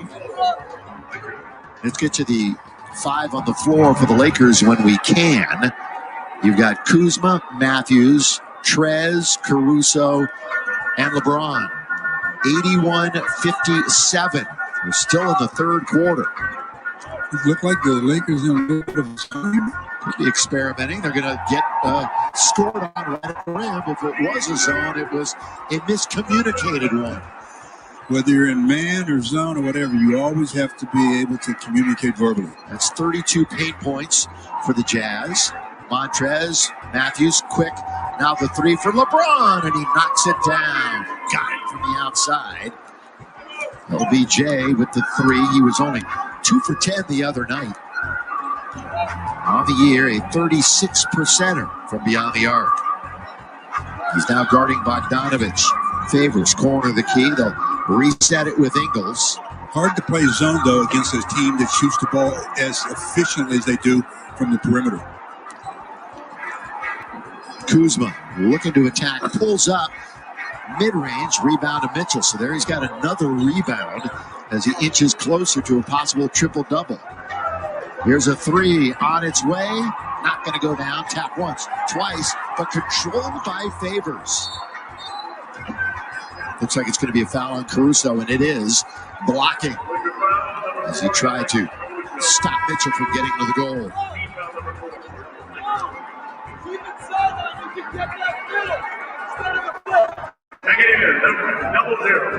Alex, of course, missed 2 games with a hand injury. You saw him kind of shaking that off a little bit. It was a couple of weeks back. And waiting to have it ball out of bounds. Mitchell's already waiting for it. He's not even going to try to pretend that it was a shooting foul. Well, they'd already told him that it was non-shooting. I know that some guys delay they march to that line and try to make a point. Try to influence you. Lakers obviously in this zone. And they're definitely experimenting, aren't they? Here's it underneath. He traveled. Turnover. Yeah, definitely traveled. That's the 9th turnover for the Jazz. Lakers have turned it over 11 times, and Utah has capitalized with 19 points off of turnovers. Lakers will be home Friday against Portland. We'll have the game for you at 7 o'clock. Caruso, heartbreak in and out. Ingles with the rebound. We could see their bench early tonight unless the Lakers can run here at the end of the third and into the fourth. Clarkson back on the floor for Quinn Snyder. O'Neal tried to slide it into Favors. Lakers got a hand on it. Out of bounds it goes. 1.7. That's all we've got to shoot. Well, Quinn Snyder wants to set up a play for this 1.7 as he calls a timeout. He's been in complete control since the start of the second quarter, leading by 23.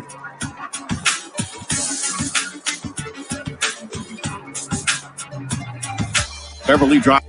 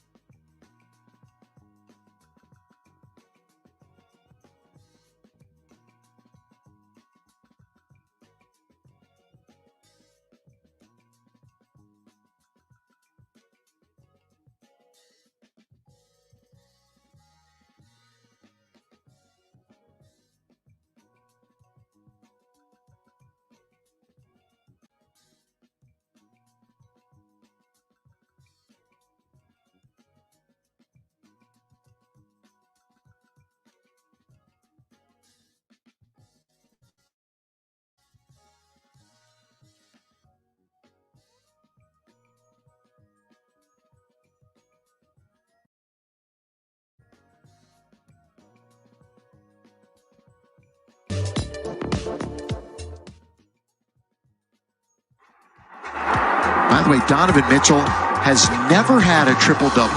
Believe that, Stu? Talented as he is. Yeah, I mean, sometimes when you look at a triple-double, they're not as easy to get as one might think. Just because LeBron gets it almost every night, and some others are there. But that last shot that he made after that 1.7, that seems like that may have taken the lid off the basket for him as he followed that up with an easy deuce. Well, you look at his averages. Obviously, rebounding is the lowest of that. He averages about 4 a game. A little over 5 assists per. But when you're scoring like this team scores, a lot of guys are going to get assists. Here's Ingles. Comes up short. Rebound to Markeith. So they've cooled down a little bit from beyond the arc. That league record seems safe for now. Hey. I had 13 that. plus I said left. For now. Did I say for now? I said it. Don't say it. They've outscored the Lakers by 30 from behind the arc. By the way, Joe Ingles broke John Stockton's Jazz record for made threes in a month the other night. He had 384 straight regular season games played that ended on January the 9th. And I mentioned that because at the time, Stu, that was the most in the NBA. They don't make them like AC anymore, do they? No, it's all about load management and taking days off. And not like you didn't lose. You didn't take games off back when AC and the rest were playing. Kuz looks to attack. He turns, gets doubled up. Caruso on its way. Not going to go down, and another good effort by Kuzma to keep it alive offensively. The cutter is Montrez, and he gets blocked by Gobert. Then Keith gets Gobert in the air and fouls him. It's a good little fake by Markeith. Yes, that's what you have to do to Gobert. You must keep him guessing. You can't do everything in rhythm. Because if you're in your offensive rhythm all the time, he's in his defensive rhythm. You got to break it, make him break his rhythm as well.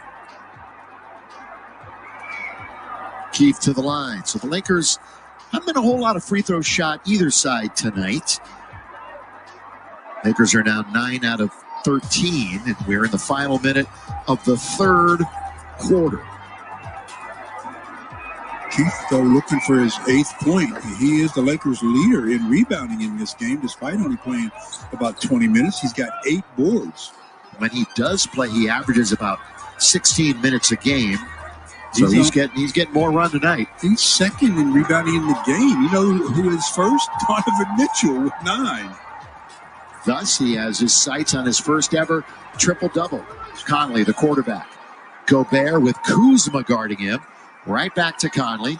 Into the lane he goes with the right hand, the offhand for Conley. Keeps it alive. So they've got 10 on the shot clock. It's just 5 ahead of the game. The shake and bake out on top by Clarkson, and the foul on Matthews.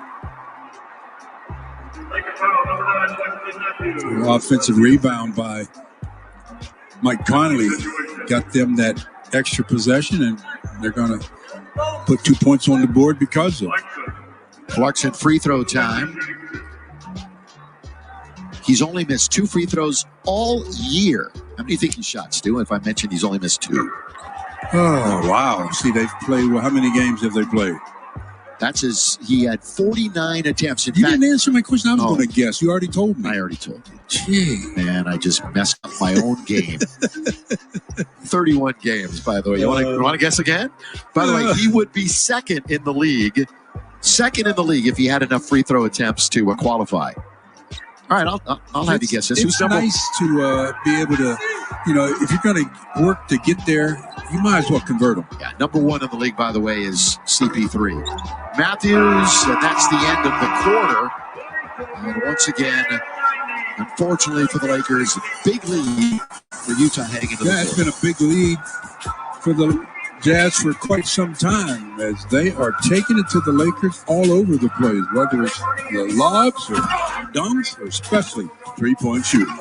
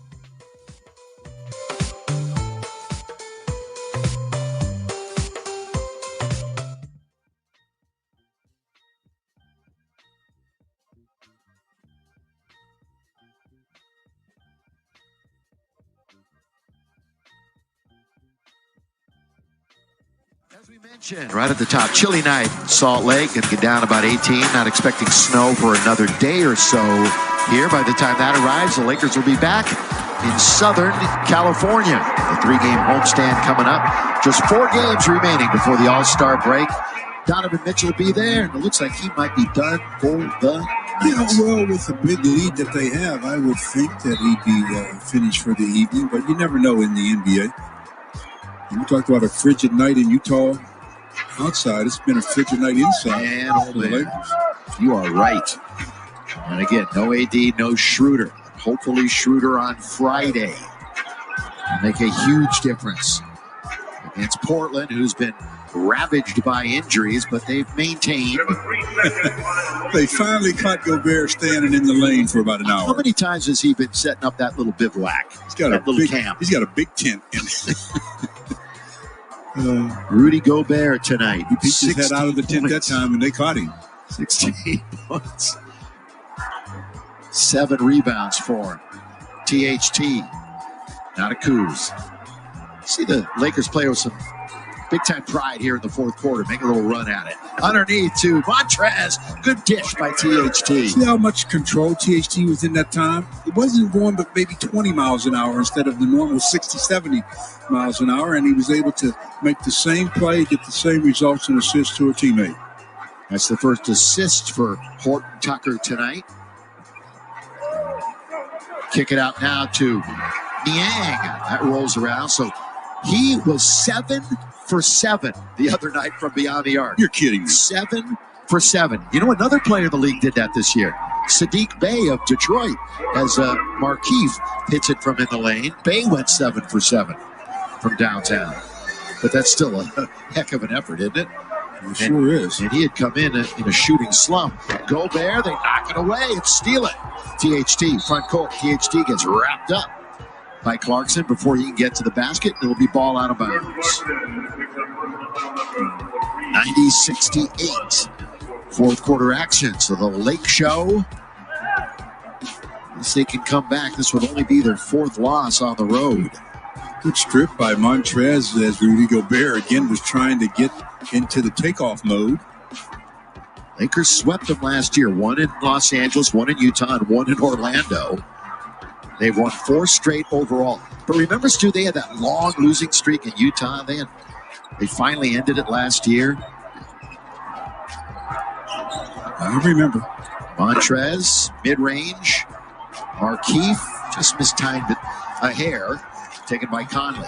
Gets around the defender, THT. Lob again underneath. Mistimed it. Misconnection. And out of bounds it goes. It'll still remain Jazz basketball. After tonight, Utah will close out their first half with a 4-game road trip beginning Friday in Miami. Niang. You know, the thing that Coach Quinn Snyder said about him was he never hesitated. Pulled the trigger quickly. Just like that? That's why it reminded me of that. He shot that one like it was only a 1/10 of a second left on the clock. Really quick with the trigger finger from downtown. KCP, pull up 16 feet straight away. Got to get a soft bounce. Does not. We've got a whistle. He fouled in the act of shooting, so KCP will get to the free throw line for his 3rd and 4th attempts. He's 1 out of 5 from the field. 0 for 4 from behind the arc. Yeah, 0 for 4 from beyond the arc. That has been really sliding since, remember, he was in the top 2 in the NBA in 3-point shooting.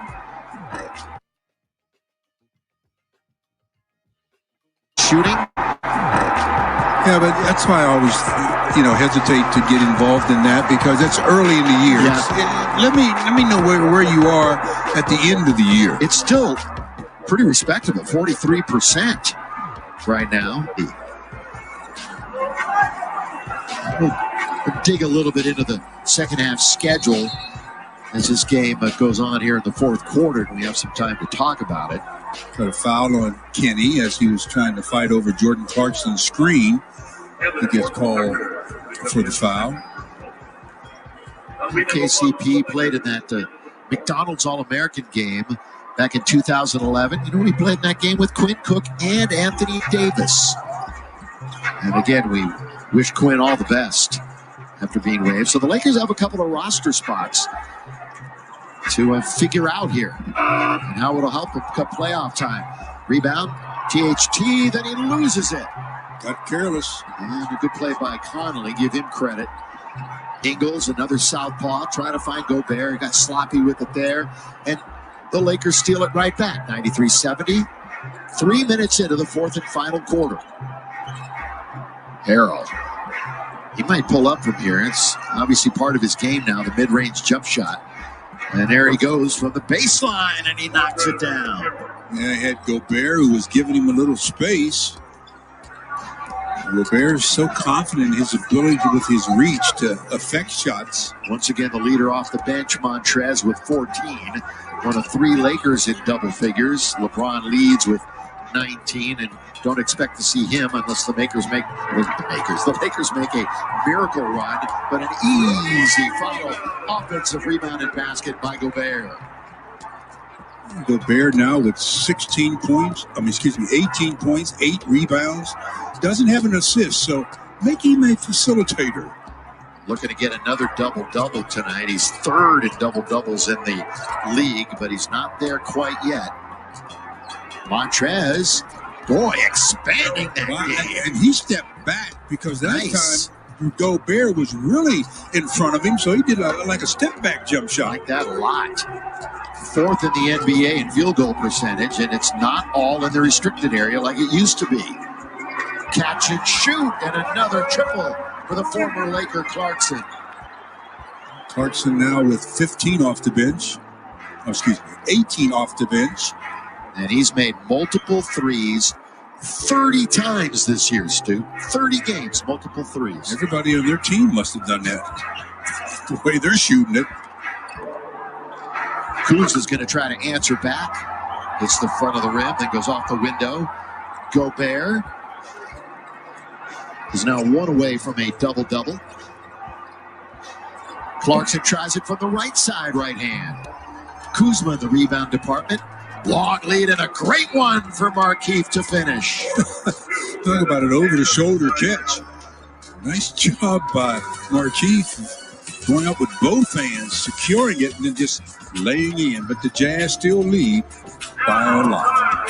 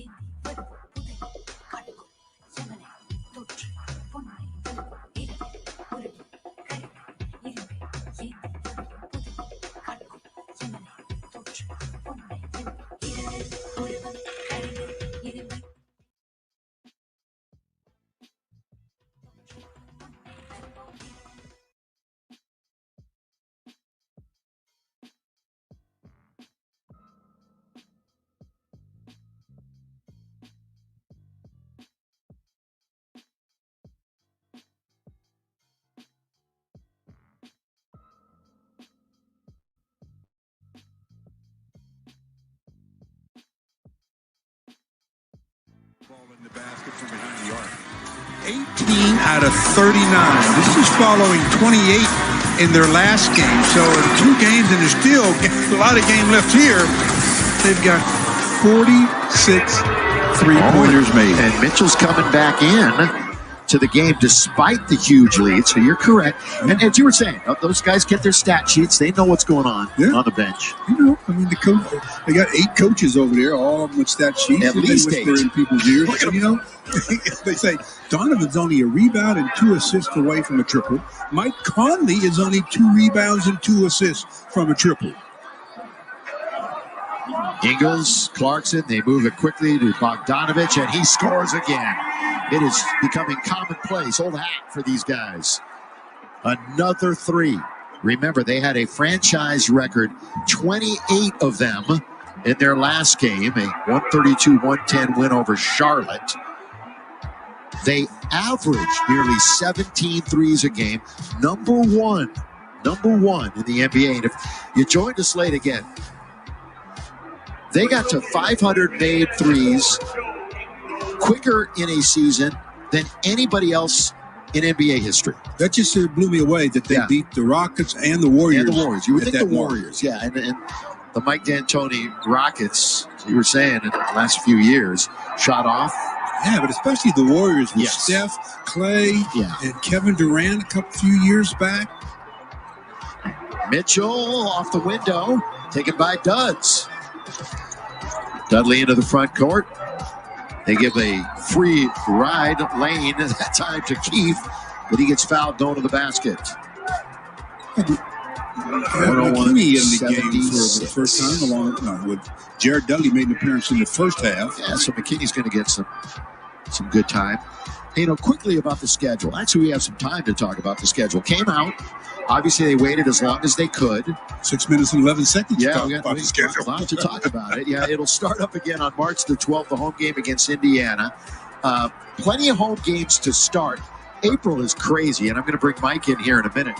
April, they play 11 out of 15 on the road. But if you want to go in-depth with an article, Mike on the Lakers website really took the deep dive into it. But Michael, right now, just trying to give us what your highlights you think are when talking about the second half of the schedule. Yeah, a couple things, Bill. First of all, in March, that's going to be their softest part of the schedule in terms of opponent win percentage. So maybe a time to get reintegrated, get AD back at some point, and try to hit the ground running. Then they hit the big road stretch of games in April. They will not be home very often. And one kind of peculiarity, Billy, of it, 18 of 31 remaining games, that's 58%, are against the East. So you remember the difference this year between an 82-game and a 72-game schedule is you trim 10 games away from the Western teams. They're only playing 3 times apiece. You still play the East twice. So that's a little bit of a difference going to do, and one that should be interesting going against all those Eastern teams in the second half. Yeah, whether it's the East or the West, for the Lakers, it's all about their health. They somehow they're in a good enough position when the playoffs start, but more importantly, that they're healthy. They can't be 60% healthy. They've got to be 100% healthy. And, Mike, there's plenty of marquee games, too. There's that mini-series against Utah in mid-April. And, again, we're hoping that everybody is healthy when they play Brooklyn again.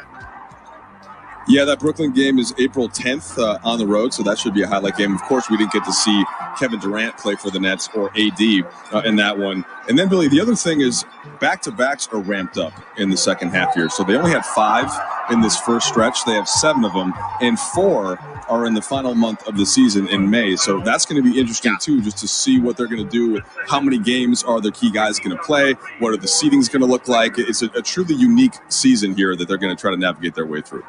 Oh, yeah, it's been a truly unique season for the Lakers, but it's been a truly unique season for every team in the NBA. This is just something that's obviously never occurred before. Yeah, those back-to-backs in May come in 15 days. 4 sets of back-to-backs in 15 days. And I know you're going to say, don't say anything because you played doubleheaders back in your day. But what I'm saying is it's an oddity for what we've been seeing here, and just to put them all condensed right there at the end of the season. First of all, we never played double hitters.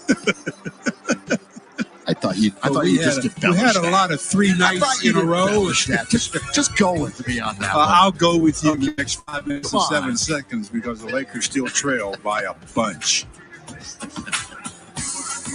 Raptors down by 4.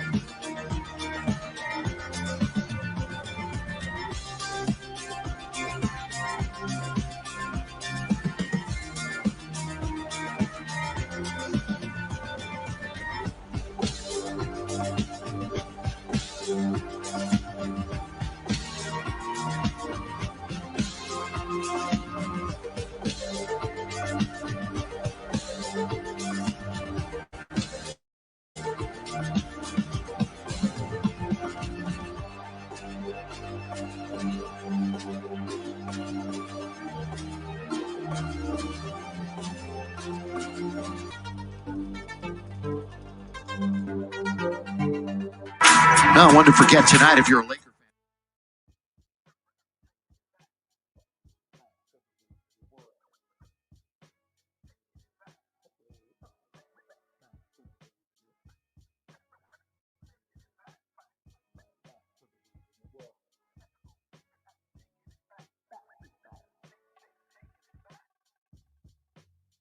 Players that are in the game, players that are on the bench that haven't been in.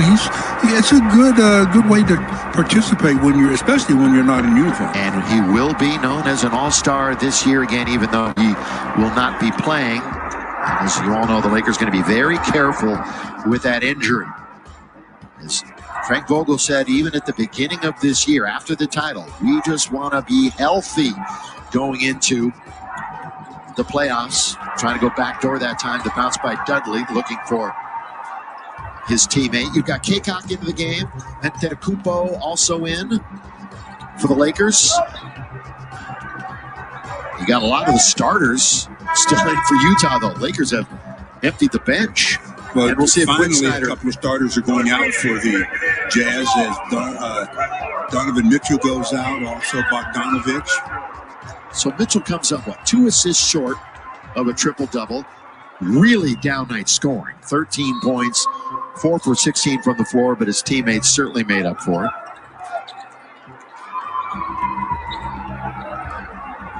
They've hit 19 threes compared to 6 for the Lakers. Niang can't hit it. And Kostas has control of it. Antetokounmpo. Aside from Jared Dudley, what a young personnel on the floor for the Lakers.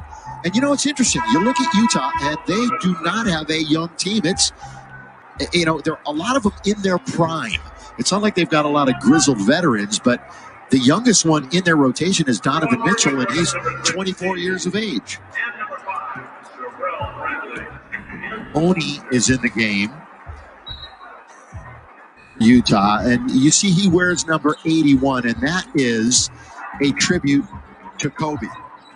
He was wearing number 24, and he changed to 81 after last year. And just a huge fan of Bean, and it's a way for him to reflect and to remember Kobe Bryant. Yeah, really nice to see the young players understanding the history of the game, and especially what Kobe brought to the table and his influence on how players not only play but how they work and the way they approach the games. Well, it was great to see the winner of the singles in the Australian Open wearing a Kobe jersey during her press conference too. Naomi Osaka. Yeah. And I know What you're an impressive run she had too. a big tennis fan, especially on the women's side. Yeah, I'm a big Naomi fan. I'm a big Serena fan, obviously. Yeah. And it was nice to see the two of them go head-to-head. They've got 20 made threes. Could it be 21? Not this time. And getting that rebound away from Dudley and wrestling it away was Juwan Morgan. Our calls can will show how they drive and kick, and that's how they get a lot of their threes, where they wait for that help man, and they hit the open man, and he knocks down the shot. So this is the most threes made against the Lakers this year. Denver had 19 earlier, and a new standard set by Quinn Snyder's team. Quinn, the 54-year-old, went to Duke. They've got 6 players in double figures. It's just a regular night for them. Yeah. THT looks to attack. He's going to go pick it up. Kostas is in the key. Oh, that's Kaycock, rather, and he scores. Excuse me. It's Devontae. Yeah, Devontae's tough in the paint. Yeah, he plays big. He's strong. Plays big for 6'7". He's strong in the paint. You know, when we've seen him on the big club or the G League or even in Summer League, always impressed us with that. Shot missed from the outside by Jarrell Brantley. He's from the College of Charleston. 2.5 to play, 106-80. So the Lakers, one of their lowest scoring outputs easily of the year. Rebound Brantley, 6'7", 24-year-old. Second round pick in 2019 of the Pacers. And we'll see the Pacers' first game of the second half of the season. Well, that was a ill-advised shot attempt. Horton Tucker nearly ran with it. Oh, he traveled. And he's going to get a chance to launch for three. And he makes a three-pointer. That's the seventh. They're supposed to referee like it's the final minute of the 7th game. Yeah, and they generally do. Again, illegal dribble that time. You're talking about keeping your hand on top of the ball. Man, they do a lot of dribbling on the side of the ball. This time it was completely under. That's Trent Forrest. He's an undrafted rookie from Florida State. Getting some time in front of the home folks. Again, there was almost 4,000 in attendance tonight. McKinney drives. Oni has control of it. He went to Yale. By the way, Oni is a Southern California product, so I'm sure he's got lots of friends, family, watching, born in LA, grew up in Northridge, went to Viewpoint High School in Calabasas. Free throw time for Antetokounmpo. Nice job of showing the ball, and then after he showed the shot, had a flyby, he attacked the rim to get fouled, so his first free throws in a decade.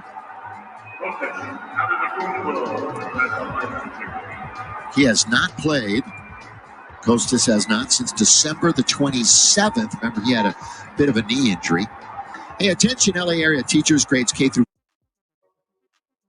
Grades K through 5. Register your classroom for the Lakers Literacy League. Engage your class with Lakers-themed activities and an opportunity to win Laker prizes every month. Teachers, register your classroom now on Lakers.com/community. Now, Mark and Ben leading our crew tonight. It's been a challenge for everyone. Doing a lot of these remotely. But we hope you've enjoyed it on Spectrum Sportsnet. Again, we're going to have every game through the end of this first half of the season. In fact, there's only 2 exclusive national televised games the rest of the year. So we're going to be with you here on Spectrum Sportsnet quite a bit. Back and forth goes THT. Good recognition by Dudley. Dudley picked up the loose ball and immediately knew that he had to shoot because the shot clock was at 2. Good job.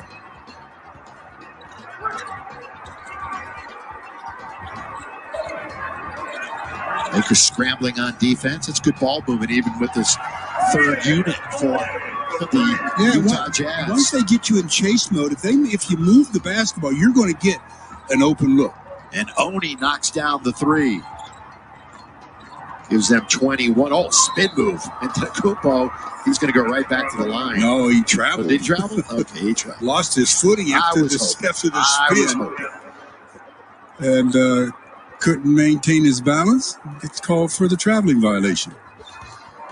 45 seconds remaining in the encounter. As you mentioned, Stu, 6 Jazz players in double figures. None of them reached 20. They've got 22 more threes. And I'm decent at math. 22 plus 28 is what? 50. They've got 50 threes in the last 2 games. And they've launched 48 of them.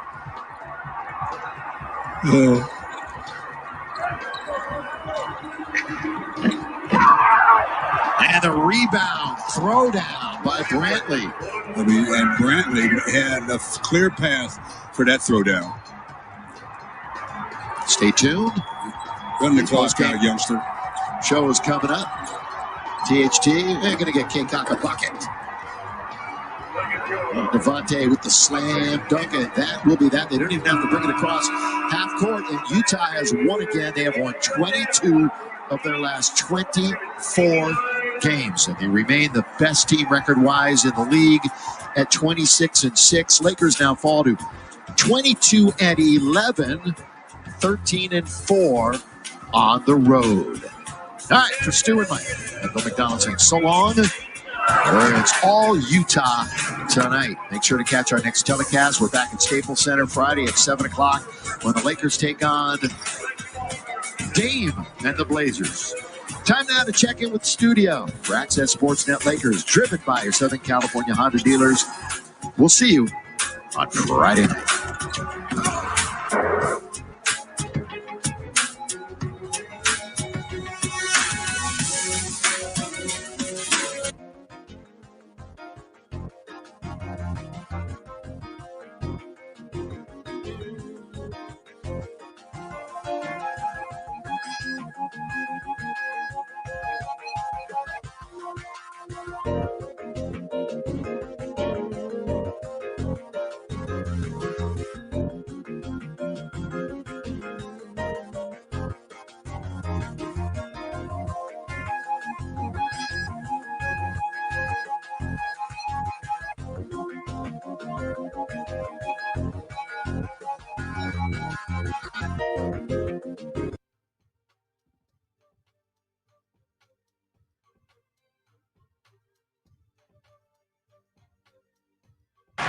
Count that one as his 7th make in 8 attempts. Shout